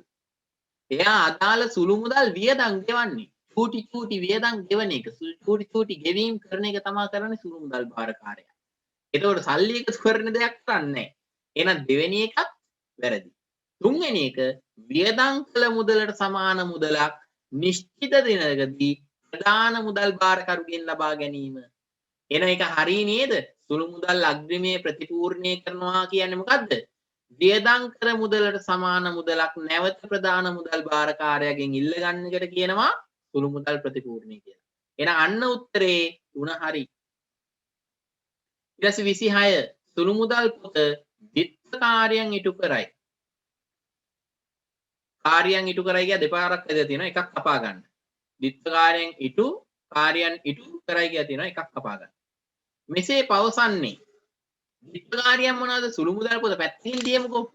අපි විත්ත කාර්යයන් ඉටු කරනවා කියලා ඉගෙන ගත්තේ මුදල් පොතනේ. මුදල් පොතේ විත්ත කාර්යය මොකද්ද? මූලික සටහන් පොතක කාර්යයන් ඉෂ්ට කරනවා. ඒ කියන්නේ ගනුදෙනුවක් සිද්ධ වෙච්ච ගමන් මුලින්ම සටහන් කරන පොතක කාර්යයත් මූලික සටහන් පොතක කාර්යයත් මුදල් පොත ඉෂ්ට කරනවා. ඒ වගේම ලෙජර් ගිණුමක් කියන්නේ මොකද්ද? ගනුදෙනුවක අඩුවීම වැඩිවීම සටහන් කරන්න පොදුවේ පිළිගත් ආකෘතියට කියනවා අපි ලෙජරය කියලා. ලෙජර් කියලා කියනවා. එතකොට මේ අඩු වැඩිවීම ගනුදෙනුවක අඩු වැඩිවීම හරහෝ පෙර වශයෙන් ඒ දිත්ත සටහනින් එක දිත්ත සටහනක් දාන්න ලෙජර් ගිණුමක් විදිහටත් අපි මේක භාවිතා කරනවා. එතකොට මේ සුළු මුදල් පොතත් ඒ දිත්ත කාර්යයන් විශ්ල කරනවා. මොකද්ද? මූලික සටහන් පොතක කාර්යයයි ඒ වගේම ලෙජර් ගිණුමක කාර්යයයි. එහෙනම් බලමු පළවෙනි එක. මුදල් පොතේ සුළු මුදල් පොතට මුදලක් ලැබෙන නිසා. දෙවෙනි එක විශ්ලේෂණ තීරු පවත්වාගෙන යන නිසා. තුන්වෙනි එක මූලාශ්‍ර ලේඛන අනුව ප්‍රථමයෙන් සටහන් කර ගෙවීමට අදාළ ගිණුම හරපමණක් කිරීම. 4 ප්‍රධාන මුදල් භාරකරුගෙන් මුදල් ලැබෙන නිසා. 26 එතකොට ඔයාට උත්තරේ තෝරනකොට පොඩ්ඩක් දෝලණය වෙනවා. හැබැයි වාගේ ඔළුවේ තියෙනවා නම් දිත්ත කාර්යයන් කියන්නේ අරක කියලා. මොකද්ද? මූලික සටහන් පොතක කාර්යයයි ලෙජර් ගිණුමක කාර්යයයි. බලන්න තුන්වෙනි උත්තරේ මූලාශ්‍ර ලේඛන අනුව ප්‍රථමයෙන් සටහන් කරන ගෙවීම. අන්න මූලික සටහන් පොතක කාර්ය වක්‍රාකාරයෙන් දීලා තියෙනවා පුතේ. දෙවෙනි එක ගිණුමට හරපමණක් කිරීම. අන්න ලෙජර් ගිණුමක කාර්ය. දිත්ත සටහනින් එක සටහනක් හරෝ බැර වශයෙන් අඩු වැඩි වීම සටහන් කරන ගිණුම ලෙජර් ගිණුම. අන්න දෙවෙනි කාර්යයත් වෙනවා තුන්වෙනි උත්තරේ. එහෙනම් උත්තරේ මොකද්ද? තුන්වෙනි උත්තරය තමයි වඩාත් නිවැරදි පිළිතුර වන්නේ. තුන්වෙනි උත්තරේ. 27 සෑම ගනුදෙනුවක්ම උපයෝගී පොතක ලියා. උපයෝගී පොතක් කියන්නේ මොකේද? මූලික සටහන් පොතක. මූලික සටහන් පොතක ලියා ලෙජරේට ගෙන යයි. එසේ නම් ගිණුම් කරන්නේ නිවැරදි කරනුයේ එසේනම් නිවැරදි කරනුයේ සෑම ගනුදෙනුවක්ම උපයෝගී පොතක ලියා ලෙජරේට ගෙන යයි. ලෙජරේ කියන්නේ මොකද්ද? ගිණුම් සියල්ලෙහිම එකතුවට. ගිණුම් සියල්ලෙහිම වත්කම් ගිණුම් ගොඩක් තියෙනවා, වගකීම් ගිණුම් ගොඩක් තියෙනවා. මේ ගිණුම් ඔක්කොගේම එකතුවට අපි කියනවා ලෙජරේ කියලා. එතකොට උපයෝගී පොතක ලියලා ලෙජරේට අරන් යන එක මොකද්ද කියලා අහනවා. නිවැරදි මොකද්ද ගිණුම් කරන්නේ කියලා අහනවා. මුදල් පොත තුලය, බැංකු ගිණුම තුලය, පොදු ලෙජරේ තුනය, ලෙජරේ තුලය. මොකක්ද උත්තරේ 24ට? උත්තරය 3. පොදු ලෙජරේ තුල තමයි මේ ටික ඔක්කොම අරගෙන යන්නේ. එහෙනම් උත්තරේ 3. 24 උත්තරේ 3. 28 ව්‍යාපාරයේ පරිහරණයට රුපියල් ලක්ෂ 5ක ලීබඩු මිලදී ගැනීම ගැනුම් ගිණුමට ලියා ඇත. උදේ ලීබඩු ගැනුම් ගිණුමට නෙමෙයි එන්න ඕනේ මොකේද? ලීබඩු ගිණුමට. එහෙනම් ලීබඩු ගිණුමට ලියා ඇත. මෙම වරද සිදු අවස්ථාවක් වන්නේ මූලික පොත්වල සටහන් කරද්දී මූලික පොතත් ගැනුම් ගිණුම කියලා කියන්නේ නෑ. ලෙජරේ තුලනය කරද්දිද? නෑ. ලෙජරේ ගනුදෙනු සටහන් කරන විට අන්න වරද සිද්ධ වෙලා තියෙන්නේ මොකද්ද? ලෙජරේ ගනුදෙනු සටහන් කරන විට. අපි ඔයාලට කිව්වා ගිණුම් කරන්නේ වැරදි සිද්ධ වෙන අවස්ථා 4යි තියෙන්නේ. එකක් මොනවද? ගනුදෙනු සිද්ධ වෙලා ඒ ටික මූලික සටහන් පොත්වල වාර්තා කරනවා මුලින්ම. එන්නේ එතකොට වැරදි සිද්ධ වෙන්න පුළුවන්. මූලික සටහන් පොත්වල තොරතුරු දිත්ත සටහන් රීතීන්ට අනුව ලෙජර ගිණුම් වල වාර්තා කරනවා. අන්න දෙවෙනියට සිද්ධ වෙන වරද තැන. ලෙජර ගිණුම් තුලනය කරද්දී අන්න තුන්වෙනියට වරද සිද්ධ වෙනවා. ඒ තුලනය කරපු ශේෂ ටික ඊගේ පාගේ ශේෂ ටික ශේෂ පිරික්සුමට ගිහින් දාද්දී වැරදි සිද්ධ වෙනවා. එහෙනම් ඔන්න ඔය අවස්ථාවේ 4 තමයි සිද්ධ වෙන්නේ. මෙතෙන්ට අනුව ලීබඩු ගිණුමට දාන්න ඕන එක දාලා තියෙන්නේ කොහෙද? ගැනුම් ගිණුමට. එහෙනම් වරද සිද්ධ වුණේ කොහෙද? ලෙජරේ ගනුදෙනු සටහන් කරද්දී. එහෙනම් උත්තරේ මොකක්ද? 28ට 2. 28 උත්තරේ 2. 29 ලැබූ පොලී ගිණුමේ රුපියල් 6000ක ශේෂය ශේෂ පිරික්සුමේ හර තීරුවේ ලියා ඇත. මේ නිසා අවිනිශ්චිත ගිණුමට මොකද්ද කියලා අහනවා. මේ නිසා අවිනිශ්චිත ගිණුමට මොකද වෙන්නේ කියලා අහනවා. මුලින්ම කල්පනා කරන්න ලැබූ පොලී කියන්නේ මොකද්ද? ලැබූ ලද නැත්නම් ලැබූ කියලා තිබ්බොත් මොකද්ද? ආදායම. එහෙනම් මේක ආදායම් ගිණුමක්. ආදායම් ගිණුමක ශේෂය කොහෙද දෙන්න ඕනේ? අනිවාර්යෙන් බැරට. මම කියලා දීලා තියෙනවා. අර ගිණුම් කරන මූලධර්ම 5 දෙනකොට කිව්වා ආදායම් ගිණුම කොහෙද දෙන්නේ? බැරට. එහෙනම් ශේෂ පිරික්සුමේ දාන්න ඕනේ බැරට. නමුත් දාලා තියෙන්නේ හරට. ඒතකොට නිකන් කල්පනා කරන්න ඔළුවෙන් අපි බෝඩ් එකට යන්න ඕනේ නැහැ. ඔළුවෙන් කල්පනා කරන්න. උදාහරණයක් කරන් 5000ක් තියෙනවා. 5000 බැරට 5000 දැම්මොත් තමයි ගාන බැලන්ස් වෙන්නේ. නමුත් හරට දැම්මොත් ඒ කියන්නේ බැරට දාන්න ඕන 5000 දාන්න නැතුව බැරට 5000ක් දැම්මොත් හර පැත්ත කීයක් වැඩියෙන් පෙන්නනවද? හර පැත්ත කීයක් වැඩියෙන් පෙන්නනවද? දාන්න ඕන එක දාලත් නැහැ. තව වැඩිපුරත් 5000ක් දාලා 10000ක් වැඩිපුර හර පැත්තේ පෙන්නනවා. එහෙනම් අවිනිශ්චිත ගිණුම එන්න ඕනේ කොහෙටද? අඩුවෙන් තියෙන පැත්තට. අඩුවෙන් තියෙන පැත්තට. එහෙනම් ශේෂ පිරික්සමේ අඩුවෙන් කොයි පැත්තද තියෙන්නේ? බැර පැත්තේ. අඩුවෙන් කීයක් අඩුවෙන් තියෙනවද? 10000. එහෙනම් අවිනිශ්චිත ගිණුම කී කොයි පැත්තට දෙන්නේ? බැරට 10000. එහෙනම් මේ ගානට එමු. ගානේ කියනවා ලැබූ පොලී ගිණුමේ 6000ක ශේෂය. එහෙනම් ලැබූ පොලී දාන්න ඕනේ බැරට 6000. නමුත් දාලා තියෙන්නේ හරට. එහෙනම් ඔන්න හරට දැම්ම ගාම මොකද වෙන්නේ? අපි දාන්නෙම නැතුව හිටියේ කියලා ලැබූ පොලී දැම්මම නැහැ. දැම්මම නැත්තම් මොකද වෙන්නේ? ශේෂ පිරික්සුමට අරන් ගිහින් නැත්තම් ශේෂ පිරික්සුමේ බැර පැත්තේ 6000ක් මදි. හැබැයි හරට තව 6000ක් එකතු වුණොත් අන්න 12000ක් මදි බැර පැත්තේ. එහෙනම් අඩුවෙන් තියෙන පැත්තට තමයි අවිනිශ්චිත වෙනවා කියලා මම කිව්වේ. එහෙනම් බැර පැත්තේ ශේෂයක් අවිනිශ්චිත ගිණුමේ එන්නේ. පැහැදිලිද? ඒ කියලා දුන්න එක පැහැදිලිද? ඈ සඳරු මම කියපු එක පැහැදිලිද ඔයාට? ඔව් සර්. නෑ මම බෝඩ් එකට යන්න නැතුව යන්නේ මේ පේපර් ඉවර කරගන්න ස්පීඩ්. පැහැදිලි නැත්නම් අනිවාර්යෙන් අහපල්ලා. අරබන් ඉන්න එපා. තව දවස් 26යි. ලැජ්ජාවට ඉන්න එපා. ඊට 31 ප්‍රශ්න වල පිළිසම පහත විස්තරය ගන්න කියලා කියනවා. මොකද පෙරට යමු ළමා සමාජයේ මාසකට රුපියල් 10 බැගින් සමාජික මුදල් ගෙවන සමාජිකයන් 120ක් සිටි. මෙම සමාජිකයන්ගේ ගාස්තු ලේඛනයෙන් උපුටාගත් තොරතුරු මෙසේය. 2015 වර්ෂයට හිඟ මුදල් සියල්ල ලැබී තිබුණි.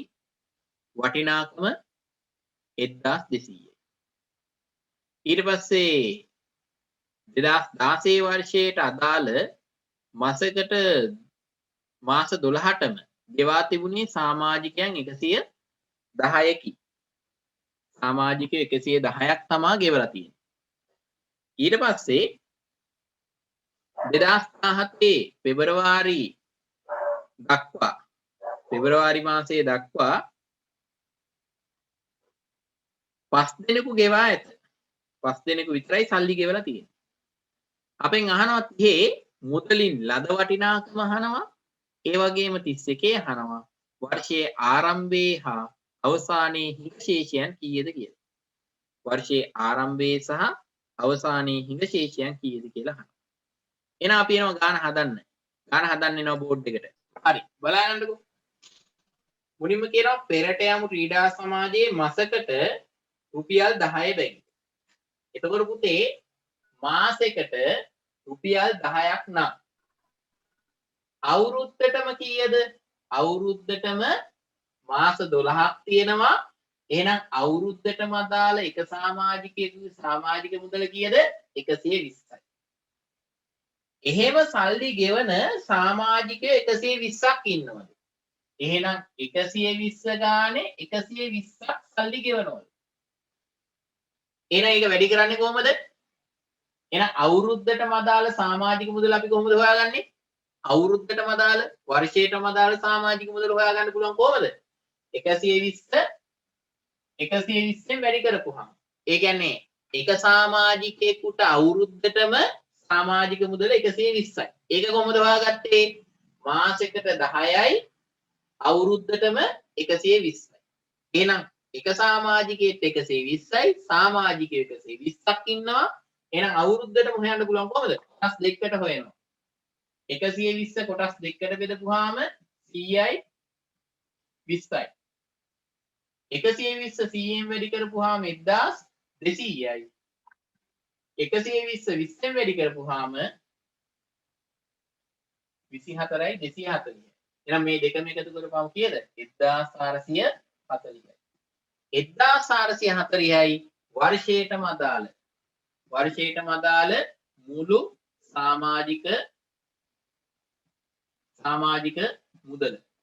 වර්ෂයටම අදාළ මුළු සමාජික මුදල කීයද? 1440යි. ඊට පස්සේ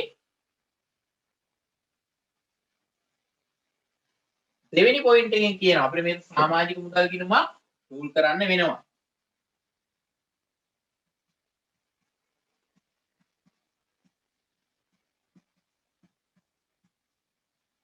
මේක අවුරුද්දටම අදාළ සමාජික මුදල්නේ.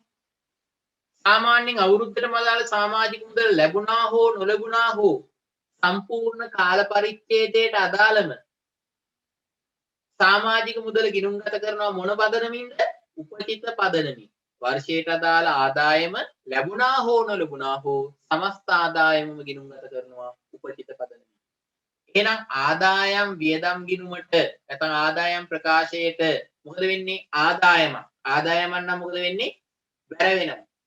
එහෙනම් ආදායම් වියදම් ගිණුම බැරනම් සමාජික මුදල් ගිණුම මොකද වෙන්නේ? ආදායම් වියදම් ගිණුම නැත්නම් ආදායම් ප්‍රකාශය කියලා 1440ක් වෙනවා. ඊට පස්සේ ස්ටෙප් එක කරමු. 2015 වර්ෂයේ සඳහා හිඟ සමාජික මුදල් ලැබී තිබුණි. 2015 අවුරුද්දට අදාළව ලැබෙන්න තිබ්බ සියලුම සල්ලි ටික හම්බෙලා තියෙනවා. කීයක්ද? 1200ක් හිඟ විදලා තියෙනවා. ඒක සම්පූර්ණයෙන් හම්බෙලා තියෙනවා. ඊට පස්සේ 2016 වර්ෂයට අදාළව 2016 වර්ෂයට අදාළව මාස 12ටම ගෙවා තිබුණේ 110කි. 10 දිනකු ගෙවා තිබුණේ මාස 10කට පමණ. ඒ කියන්නේ වර්ෂයටම අදාළව කීයක් ගෙවලා තියෙනවද මුදලින්? වර්ෂයටම අදාළව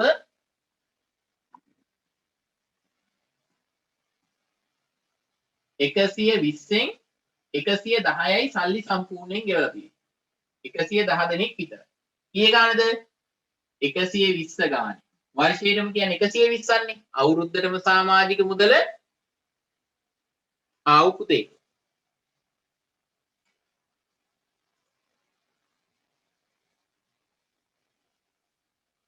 මෙතන 1200 නෙමෙයිනේ 12000 නෙමෙයිනේ.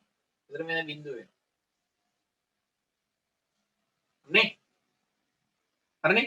14400. එතකොට මේකෙදි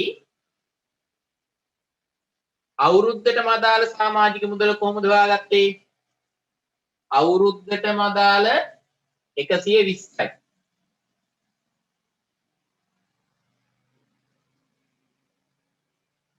මාසයකට 10යි මාසයකට 10යි අවුරුද්දටම මාස 12න් වැඩි කරපුවා 120යි 120ක් ඉන්නවා සමාජිකයෝ. එහෙනම් වාර්ෂික සමාජික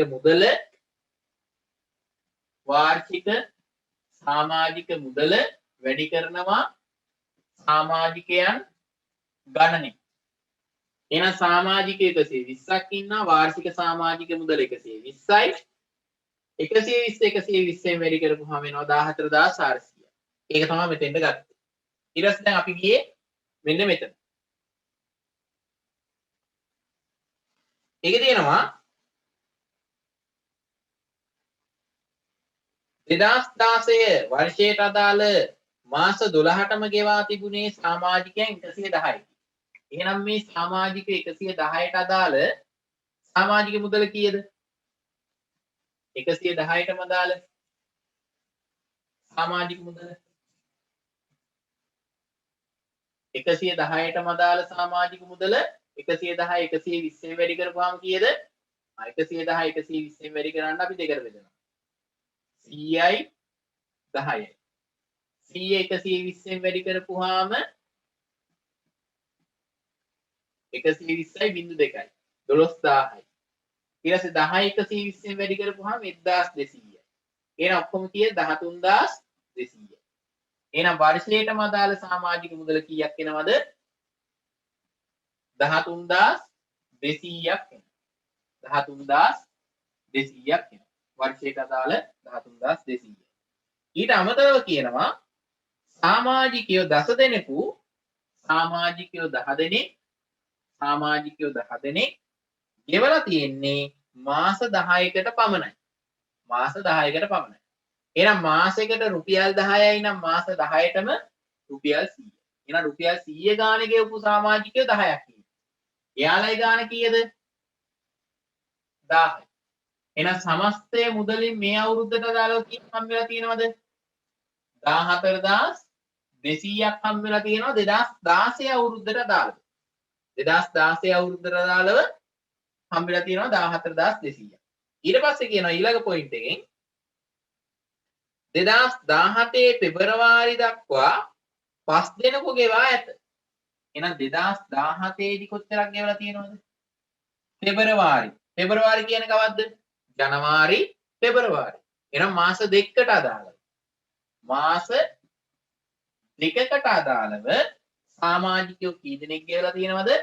මාස දෙකකට 10 ගානේ 20යි. සමාජිකයෝ 5ක් ගෙවලා තියෙනවා. එහෙනම් මේ සමාජිකයෝ 5 දෙනාට කීයද? ඒ සමාජිකයෝ 5 දෙනාට රුපියල් 100. රුපියල් 100.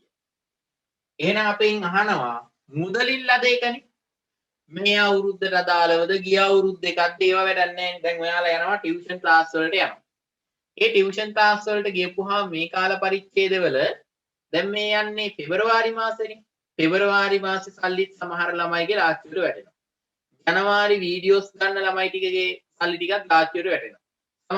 සමහරට තවම කෙනෙක් ඇවිල්ලා හැම වෙලාවෙම එන්න බෑ කියලා මාස දෙකකට එකවරයි යනවා. ඒ කියන්නේ මාර්තු මාසෙටත් ගන්නවා කාඩ් එක. ඒතකොට මේ මාස තුනේම වැටලා තියෙනවා. වැරලා තියෙන්නේ කොයි මාසෙද? මේ මාසේ ලාච්චුවේ තියෙනවා. ඒ කියන්නේ ලාච්චුව කියලා කියන්නේ මුදලින් ලද එක.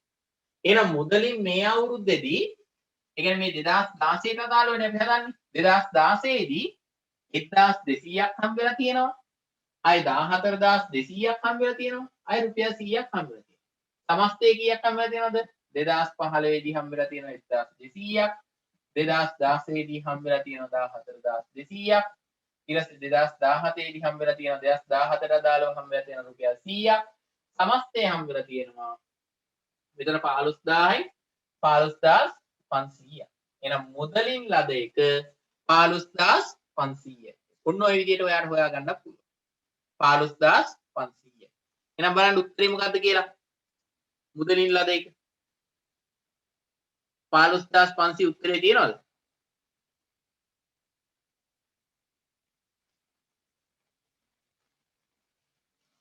එතන නැහැ. එහෙනම් ලියා ගන්න එතනින් උත්තරේ 15500යි.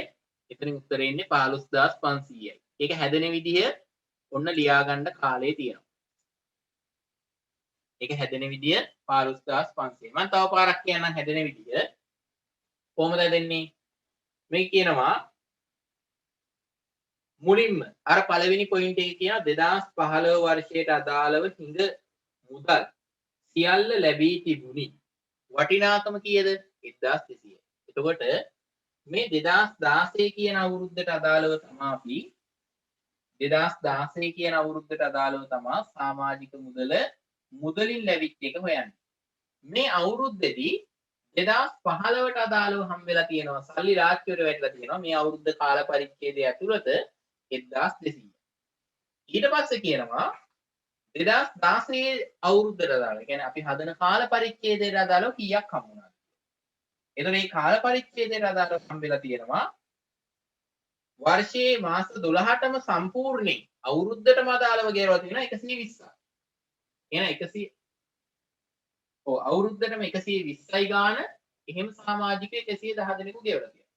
එතකොට 110 දෙනාට ආව 13200. ඊට පස්සේ මාස 10කට විතරක් ගෙවපු සමාජිකයෝ ඉන්නවා කීයද? 10 දෙනෙක්. ඒ 10 දෙනාට මාසයකට 10යි. එහෙනම් මාස 10ට 100යි.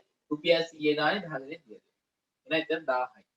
එහෙනම් එතන එකතුව 14200. ඊට පස්සේ අන්තිම පොයින්ට් එකේ කියනවා 2017 පෙබරවාරි 5 දක්වා පෙබරවාරි දක්වා 5 දෙනෙකු ගෙවා ඇත. ඒ කියන්නේ ජනවාරි පෙබරවාරි. එතකොට මාස දෙකකට අදාළව 20යි. මාස දෙකකට අදාළව ගෙවලා තියෙනවා 5 දෙනෙක්. කියන්නේ 20 ගානේ 5ක් ගෙවලා කියන්නේ රුපියල් 100. එහෙනම් මෙතන 1200යි 2016 දී හම් වෙලා තියෙනවා 14200ක් 2017 100ක් හම් වෙලා තියෙනවා 15500ක් මුදලින් හම් වෙලා තියෙනවා. ඊට පස්සේ අපි එනවා ඊළඟ ප්‍රශ්නෙට. ඊළඟ ප්‍රශ්නේ අහනවා අපෙන්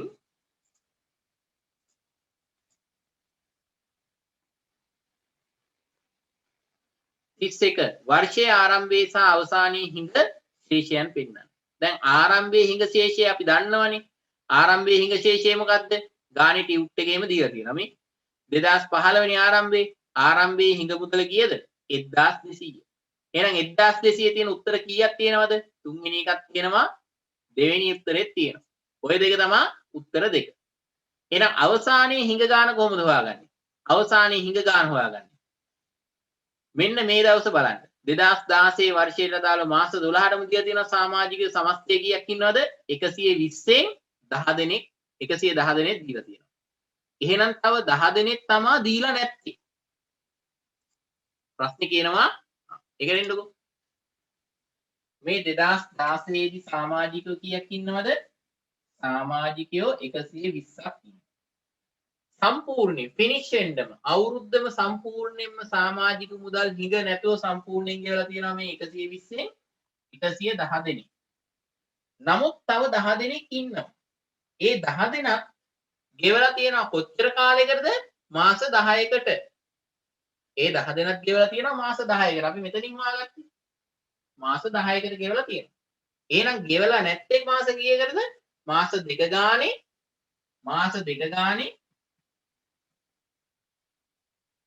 මාස 2 ගානේ සමාජිකයෝ 10 දෙනෙක් ගෙවලා නැහැ.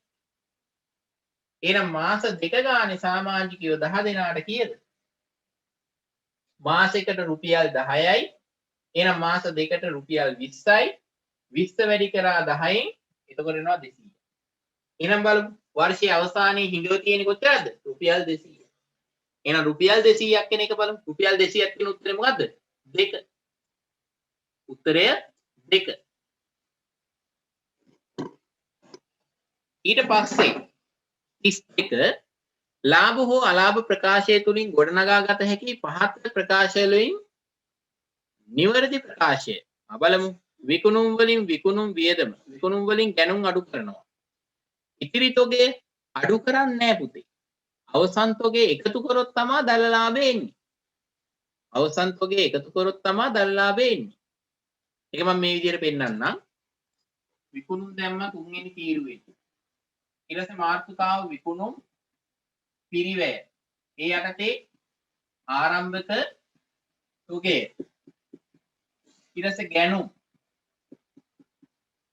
ඊට පස්සේ විකිණීමට ඉදිරිපත් කර භාණ්ඩවල පිරිවැය. මේක මෙතෙන්ට එකතු කරා. එතකොට මේ ආරම්භක තොගයයි මේ අවුරුද්දේ ගැනුමින් එකතු කරපුවාම වෙනවා විකිණීමට ඉදිරිපත් කර භාණ්ඩවල පිරිවැය. මේකෙන් අඩු කරනවා මොකද්ද? අවසන් තොගේ. අවසන් තොගේ. ඊට පස්සේ උත්තරේ එනවා මොකද්ද? විකුණුම් පිරිවැය. විකුණුම් පිරිවැය. මේ විකුණුම් පිරිවැය ගත්ත තුන්වෙනි තීරුවට විකුණුම් වලින් විකුණුම් පිරිවැය අඩු කරපුවාම එනවා දල ලාභය. දල ලාභය. එතකොට අතරේදී කිව්වේ මොකද්ද? මේ විකුණුම් වලින් විකුණුම් පිරිවැය අඩු වෙනවනේ. නමුත් දැන් මෙතන විකිණීමට ඉදිරිපත් කර භාණ්ඩවල පිරිවැය ආවනේ. එතකොට ආරම්භක තොගයත් අඩු වෙන්න ඕනේ විකුණුම් වලින්.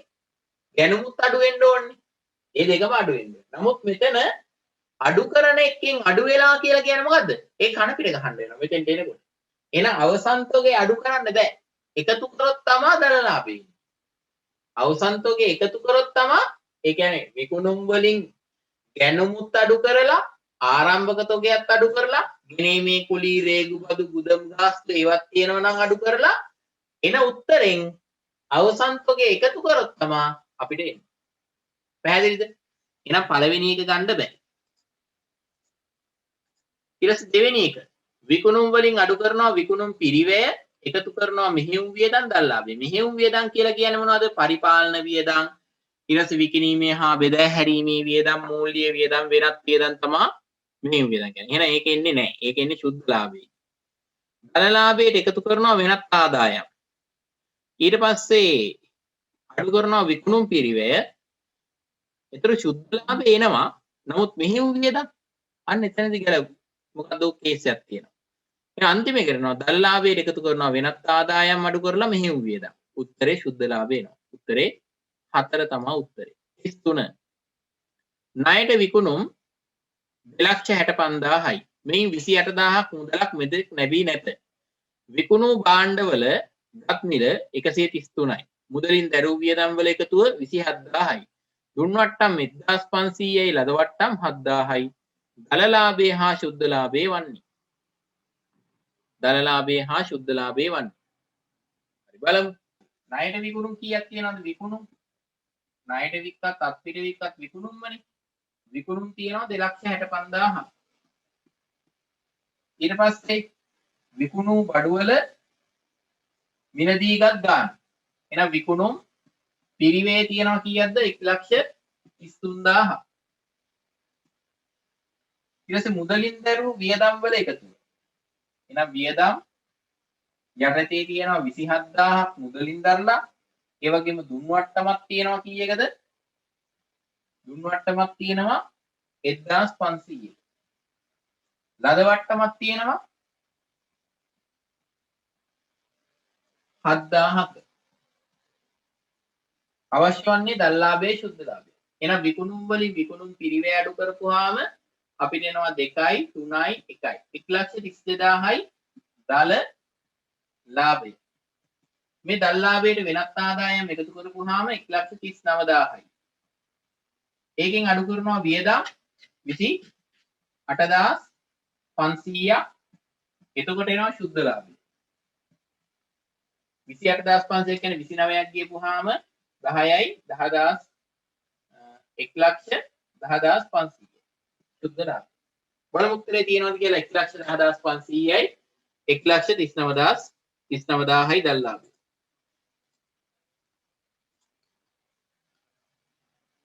දල්ලාභයේ 1,39,000ක් තියෙනවද? 32,000. 1,32,000ක් තියෙනවද? තියෙනවා. ඊට පස්සේ ශුද්ධ ලාභය 1,10,500ක් තියෙනවද? තියෙනවා. උත්තරේ මොකද්ද? 2. උත්තරේ 2.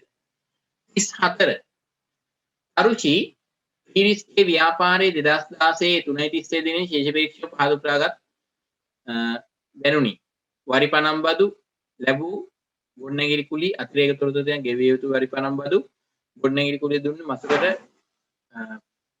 15000 බැගිනි. 2015 7.1 දිනලු. අපෙන් ඉල්ලනවා 2016 3.31 දිනෙන් අවසන් වර්ෂයේ ආදායම් ප්‍රකාශයේ පෙන්වන ආදායමුයි වියදමුයි අහනවා. වරි පනම් බදු කීයක් තියෙනවද ශේෂ පිරික්ෂමේ? 18000ක් තියෙනවා. ඒ 18000ට ගෙවිය යුතු ගාණ මොකද වෙන්න ඕනේ? එකතු වෙනවා. උපජිත ඒවා එකතු වෙනවා. එහෙනම් වියදම කීයද? වරි පනම් වියදම 20000යි. මේ 18000 2000 එකතු වුණාම 20000යි. ආදායම් බලන්නේ කොහමද? ගොඩනැගිල්ල කුලියට දීලා තියෙන්නේ මසකට 1500 බැගින්. එහෙනම් මේ 15000 බැගින් 2015 7යි 1 දීලා තියෙනවා. එහෙනම් බලන්න 2015 7යි 1 ඉඳන් 2016 3.31කට මාස කීයක් තියෙනවද? 2015 7යි 31, 8යි 31, 9යි 31, 10යි 31, 11යි 31, 12යි 31, 1යි 31, 2යි 1යි 31. ඒතර මාස කීයක් තියෙනවද? 7යි 31, 8යි 31, 9යි 31, 10යි 31, 11යි 31, 12යි 31, 1යි 31, 2යි 31, 3යි 31. මාස 9ක් තියෙනවා. එහෙනම් මාසෙකට 15000 නම් මාස 9කට අදාළ සමස්ත මුදලින් ලැබුණා හෝ නොලැබුණා හෝ සමස්ත ආදායම කීයද? 15 වරක් 9 කීයද? 9 10න් වැඩි කරපුවාම 90000යි, 5න් වැඩි කරපුවාම 45000යි, 1,35,000යි. එහෙනම් උත්තරේ 2. ඊට 35 ළමා මේස නිපදවන නිෂ්පාදන ආයතනයක මේස 200ක් නිපදවයි. අදාළ වියදම් මෙසේය. ප්‍රාථමික පිරිවැය, නිෂ්පාදන පොදු කාර්ය, පරිපාලන පොදු කාර්ය, නිපද වූ ඒකක ගන්න, ලාභාන්තිකය, විකුණුම් පිරිවැය හා විකුණුම් ඒකකයක විකුණුම් මිල පිළිවෙලින් අහනවා. විකුණුම් පිරිවැය කොහොමද හොයන්නේ? ප්‍රාථමික පිරිවැයට නිෂ්පාදන පොදු කාර්ය එකතු කරනවා. එතකොට එනවා මොකද්ද? මුළු නිෂ්පාදන පිරිවැය. එහෙනම් 280ට 7,20,000ක් එකතු වුණාම කීයද? දසලක්ෂයයි. 7,20,000ක් එකතු වුණාම දසලක්ෂයයි මුළු පිරිවැය. නිපදවලා තියෙනවා ඒකක කීයක්ද? නිපදවලා තියෙනවා ඒකක 200. එහෙනම් දසලක්ෂය බෙදවුවාම 200න් කීයද? 0.2ට 0.2ක් කැපෙනවා. 10,000 දෙකෙන් බෙදපුවාම 5000යි. එහෙනම්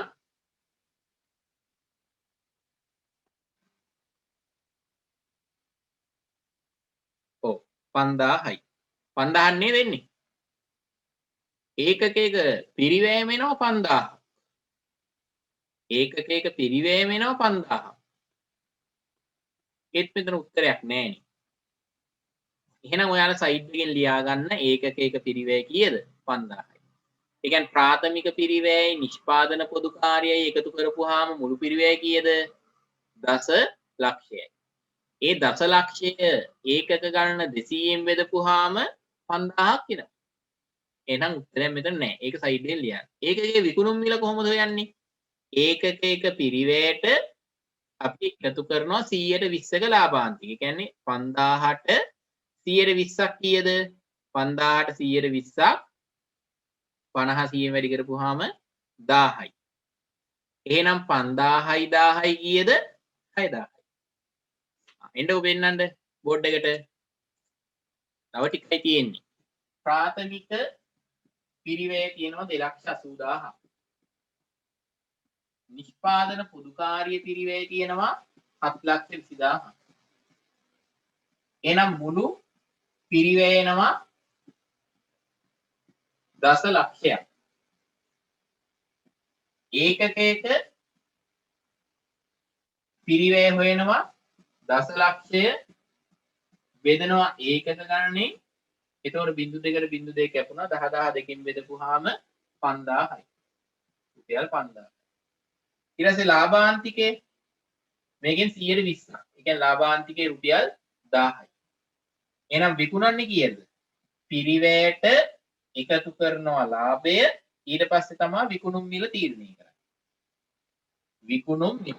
එහෙනම් විකුණුම් මිල කීයද? 6000යි. එහෙනම් උත්තරේ ලියා ගන්න ඒකක පිරිවැය 5000යි ඒකක විකුණුම් මිල 6000යි. ඒකක විකුණුම් මිල 6000යි. ඊට පස්සේ උදුම්බරාගේ ව්‍යාපාරයේ ශේෂ පරීක්ෂම දීලා තියෙනවා. අපෙන් ඉල්ලනවා මොනවද? අවසන් වර්ෂයේ උදුම්බරාගේ ව්‍යාපාරයේ මූල්‍ය වියදම් වල එකතුව. එහෙනම් මූල්‍ය වියදම් වලට ගන්නකොට උඩින්ම බලාගෙන ඉන්නකෝ. හයිලයිට් කරමු අපි. විකුණුම් නැහැ, ස්ථාවර තැන්පතු නැහැ, විකුණුම් පිරිවැය නැහැ, කඩකුලී නැහැ, විදුලි බිල් නැහැ, ප්‍රචාරණ නැහැ, ගෙල්ලි නැහැ, බැංකු ගාස්තු මූල්‍ය වියදම. ණය පොලි මූල්‍ය වියදම. නමුත් ණය පොලි ගණනය කරන්න කලින් පල්ලෙහෙන් තියෙනවා 110 බැංකු ණය කියලා. 110 බැංකු ණය කියන්නේ මොනවද? 110 කියන්නේ අවුරුද්දටම අදාළ පොලිය. එහෙනම් ලක්ෂ 2කට අවුරුද්දටම අදාළ පොලිය කීයද? ලක්ෂ 2කට අවුරුද්දටම අදාළ පොලිය 20000යි. 20000යි. මේ 20000යි බැංකු ගාස්තු තියෙනවා 1000ක්. ඒ 1000යි දෙකේ එකතුව තමයි 21000 තමයි බැංකු ණය පොලි 20000යි. ඊට පස්සේ බැංකු ගාස්තු 1000යි. ඒ දෙකේ එකතුව තමයි මොනවද? මූල්‍ය වියදම් වල එකතුව. එහෙනම් මූල්‍ය වියදම් වල එකතුව කීයද? 21000යි. උත්තරේ 4. උත්තරේ 4. විකිණීමේ හා බෙදා හැරීමේ වියදම් අයත් වියදම් අයිතමය මොකක්ද? අවියදම් අයිතම ගණන. බලමු. අතිරේක තොරතුරු ඉදන් යන්න. බොල් ණය කපා හැරීම තියෙනවා. එහෙනම් බොල් ණය 1යි. රථ වාහන කියලා කියන්නේ බෙදා හැරීමේ වියදමක්. එහෙනම් රථ වාහන උපකරණ ෂේ 1යි. එහෙනම් දෙකක් තියෙනවා. ඊට පස්සේ උඩ ඉඳන් එනවා.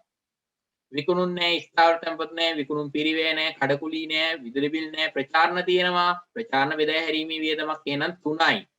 දැන්ලි නැහැ. ඊට පස්සේ මුදල් බැංකු නැහැ, බෙදා හැරීම රට නැහැ, කාර්යරම සේවන කිරීම රථ වාහන තියෙනවා, ණයකෙදි තෝගිය. එහෙනම් තියෙන්නේ මොනවද? අයිටම 3යි තියෙන්නේ. මොනවද? ප්‍රචාරණ තියෙනවා, බොල් ණය තියෙනවා, රථ වාහන උපකරණ ෂේ තියෙනවා. එහෙනම් අයිටම 3යි. ඊට පස්සේ 2016 3.31 දිනට සමුච්චිත ෂේ වල වටිනාකම. සමුච්චිත ෂේ හොයන්නේ කොහොමද? මෙතන කියනවා රථ වාහන හා උපකරණ 110 බැගින් ෂේ කරන්න කියලා. එහෙනම් රථ වාහන කොච්චරක් තියෙනවද? රථ වාහන පිරිවැය තියෙනවා 250. 2,50,000ට 110ක් කීයද? මෙතන කියනවා අතිරේක තෝ 110යි කියලා. එහෙනම් 2,50,000ට 110ක් 25000යි. ඒ 25000යි මෙතන 80000යි රථ වාහන ආරම්භයේ රථ වාහන ෂේ වෙලා තියෙනවා 80000ක්. ඒ දෙකේම එකතුව කීයද? 25000යි 80000යි 1,50,000යි. ඒක හිතේ කොනක තියාගත්තා. ඊට පස්සේ ආයෙ මොකේද දෙන්නේ? කාර්යාල උපකරණ 1,70,000ක් තියෙනවා. 1,70,000ට 110ක් කීයද? 17000යි. 17000යි 65000යි කීයද? මේ අවසාන ආරම්භයේ තියෙන ෂේ 65000යි 75යි 70යි 77000යි නෑ 82000යි 17000යි 65000යි 82000යි.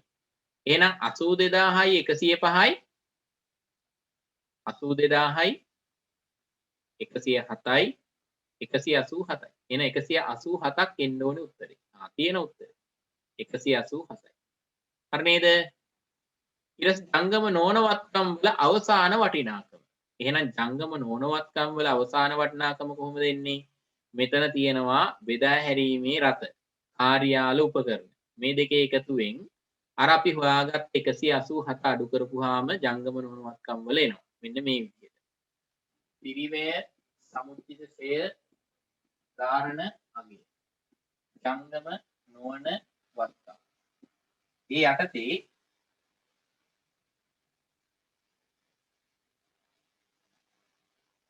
බෙදා හැරීමේ රථ බෙදා හැරීමේ රත තියෙනවා 250ක් 2,50,000ක් තියෙනවා. ඒකෙන් සමුච්චේෂය කීයක් ආවද? 80000යි අර 250ට 10ක් 25යි. ඒ දෙක එකතුව 105ක් ආවා. 105ක් ආවා. ඊට පස්සේ කාර්යාල උපකරණ. කාර්යාල උපකරණ කීයක් තියෙනවද? 1,70,000ක් තියෙනවා පිරිවැය. සමුච්චේෂය කීයක් ආවද? 65000යි 17000යි 82000ක් ආවා. 82000ක් ආවා. එහෙනම් පිරිවැයෙන් සමුච්චය අඩු කරපුවාම මෙතන එනවා 1,45,000. පිරිවැයෙන් සමුච්චය අඩු කරපුවාම එනවා 12000ක් යන්න ඕනේ. කියන්නේ 20ක් ගියපුවාම 88000ක් වෙනවා. මේ දෙක එකතු කරපුවාම අපිට ආවා 1,00,000 අනේ මේ දෙක එකතු කරපුවාම කීයක් එනවද? 3යි 9යි 3යි 2යි 2,33,000ක් එනවා. 2,33,000ක් එනවා. ඊට පස්සේ තියෙනවා නේද උඩ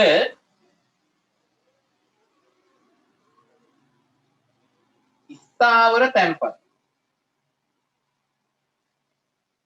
ස්ථාවර තැන්පතු ලක්ෂයක් තියෙනවා නේද? අන්නේ සමස්තයම එකතු කරපුවාම කීයක් එනවද? 3,33,000ක් වෙනවා. 3,33,000. ඉතරනේ තියෙන්නේ. ස්ථාවර තැන්පතුත් එකතු වුණාම 3,33,000යි. බලමු. ඔව්. ජංගම නොවනවත්කම් වල වටිනාකම මෙන්න උත්තරේ 39ට 3,33,000යි. ඊට පස්සේ අහනවා 2016 3.31 දිනට මුළු හිමිකම කීයද? මුළු හිමිකම කීයද කියලා අහනවා. එහෙනම් අපිට මෙතන මුළු හිමිකම හොයන්න මොකද්ද කරන්න වෙන්නේ? ආරම්භක ප්‍රාග්ධනයේ තියෙනවා, ඒ වගේම ගැණිලි තියෙනවා 2000. ආරම්භක ප්‍රාග්ධනයෙන් ගැණිලි අඩු කරන්නත් පුළුවන්. ඊට පස්සේ ඔය කට්ටිය සුද්ධ ලාභය හොයලා ඒ සුද්ධ ලාභයට සුද්ධ ලාභයක් හෝ අලාභයක් ආවොත් සුද්ධ ලාභයක් ආවොත් එකතු කරනවා, අලාභයක් ආවොත් අඩු කරන්න පුළුවන්. මෙතන තියෙන ඔයාට වඩාත්ම නිවැරදි ක්‍රමය, ලේසිම ක්‍රමය මොකද්ද? අපි දැන් හොයාගත්තනේ ජංගම නොවනවත්කම්. එතකොට ආදායම් ප්‍රකාශ හදා දින්න ඕනේ නැහැ. ජංගම නොවනවත්කම් හොයාගත්තනේ.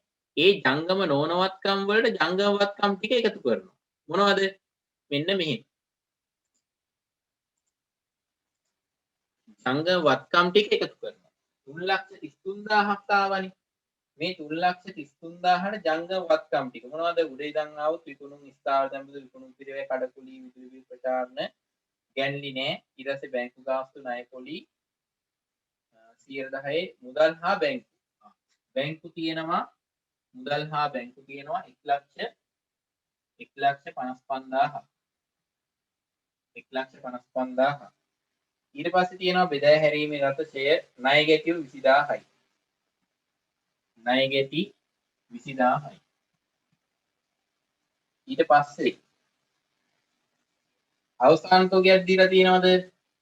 ඔව් 2016 3.31 තෝගය දීලා තියෙනවා.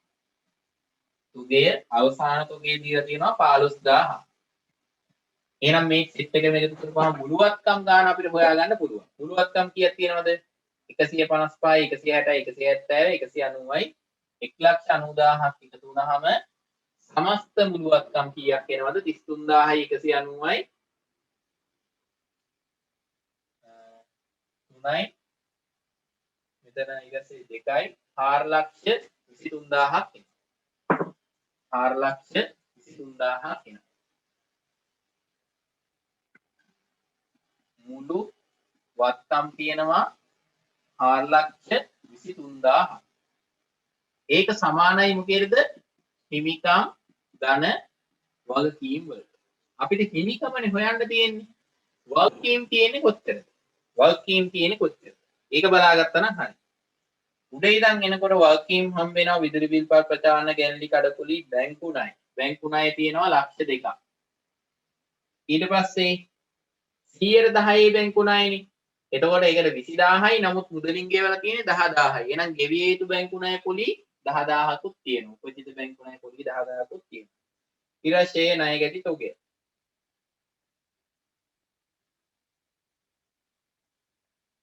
ඕල්නයි කපා හරින්න තියෙනවා උපකරණ ෂෙයා කරන්න තියෙනවා. එච්චරයි තියෙන්නේ. එහෙනම් 2,10,000යි තියෙන්නේ මුළු වගකීම. එහෙනම් වත්කම් වලින් වගකීම් අඩු කරපුවාම 2,03,000ක් එනවා හිමිකම. බලමු උත්තරේ තියෙනවද කියලා. මේක වෙනස්ම විදිහකට හෙව්වේ. ඔයාලට මෙහෙම හොයන්නත් පුළුවන්. නැත්නම් අර විදිහට සුද්ධ ලාභය එකතු කරලා හොයන්නත් පුළුවන්. හරි. එහෙනම් අද බොහෝ වෙලාවක් කරා මං හිතන්නේ පැය 2යි විනාඩි 19ක් අද වෙන්න ඇති උපරිම පන්තියක් කරේ. මට ඕනේ ප්‍රශ්න පත්‍රය ඉවර කරන්න අද දවසේ සහභාගී වෙච්ච ඒ වගේම යාළුවන්ට කියන්න මේ කට්ටියගේ නෝට් එකට අදාළ PDF එක මම එවන්නම්. ඉදිරියේදී කොහොමද වැඩසටහන යන්නේ කියලා ඔකට දැනුම් දෙන්නම්. එහෙනම් අදට පන්ති අවසන් කරනවා. සියලු දෙනාටම සුබ රාත්‍රියක්.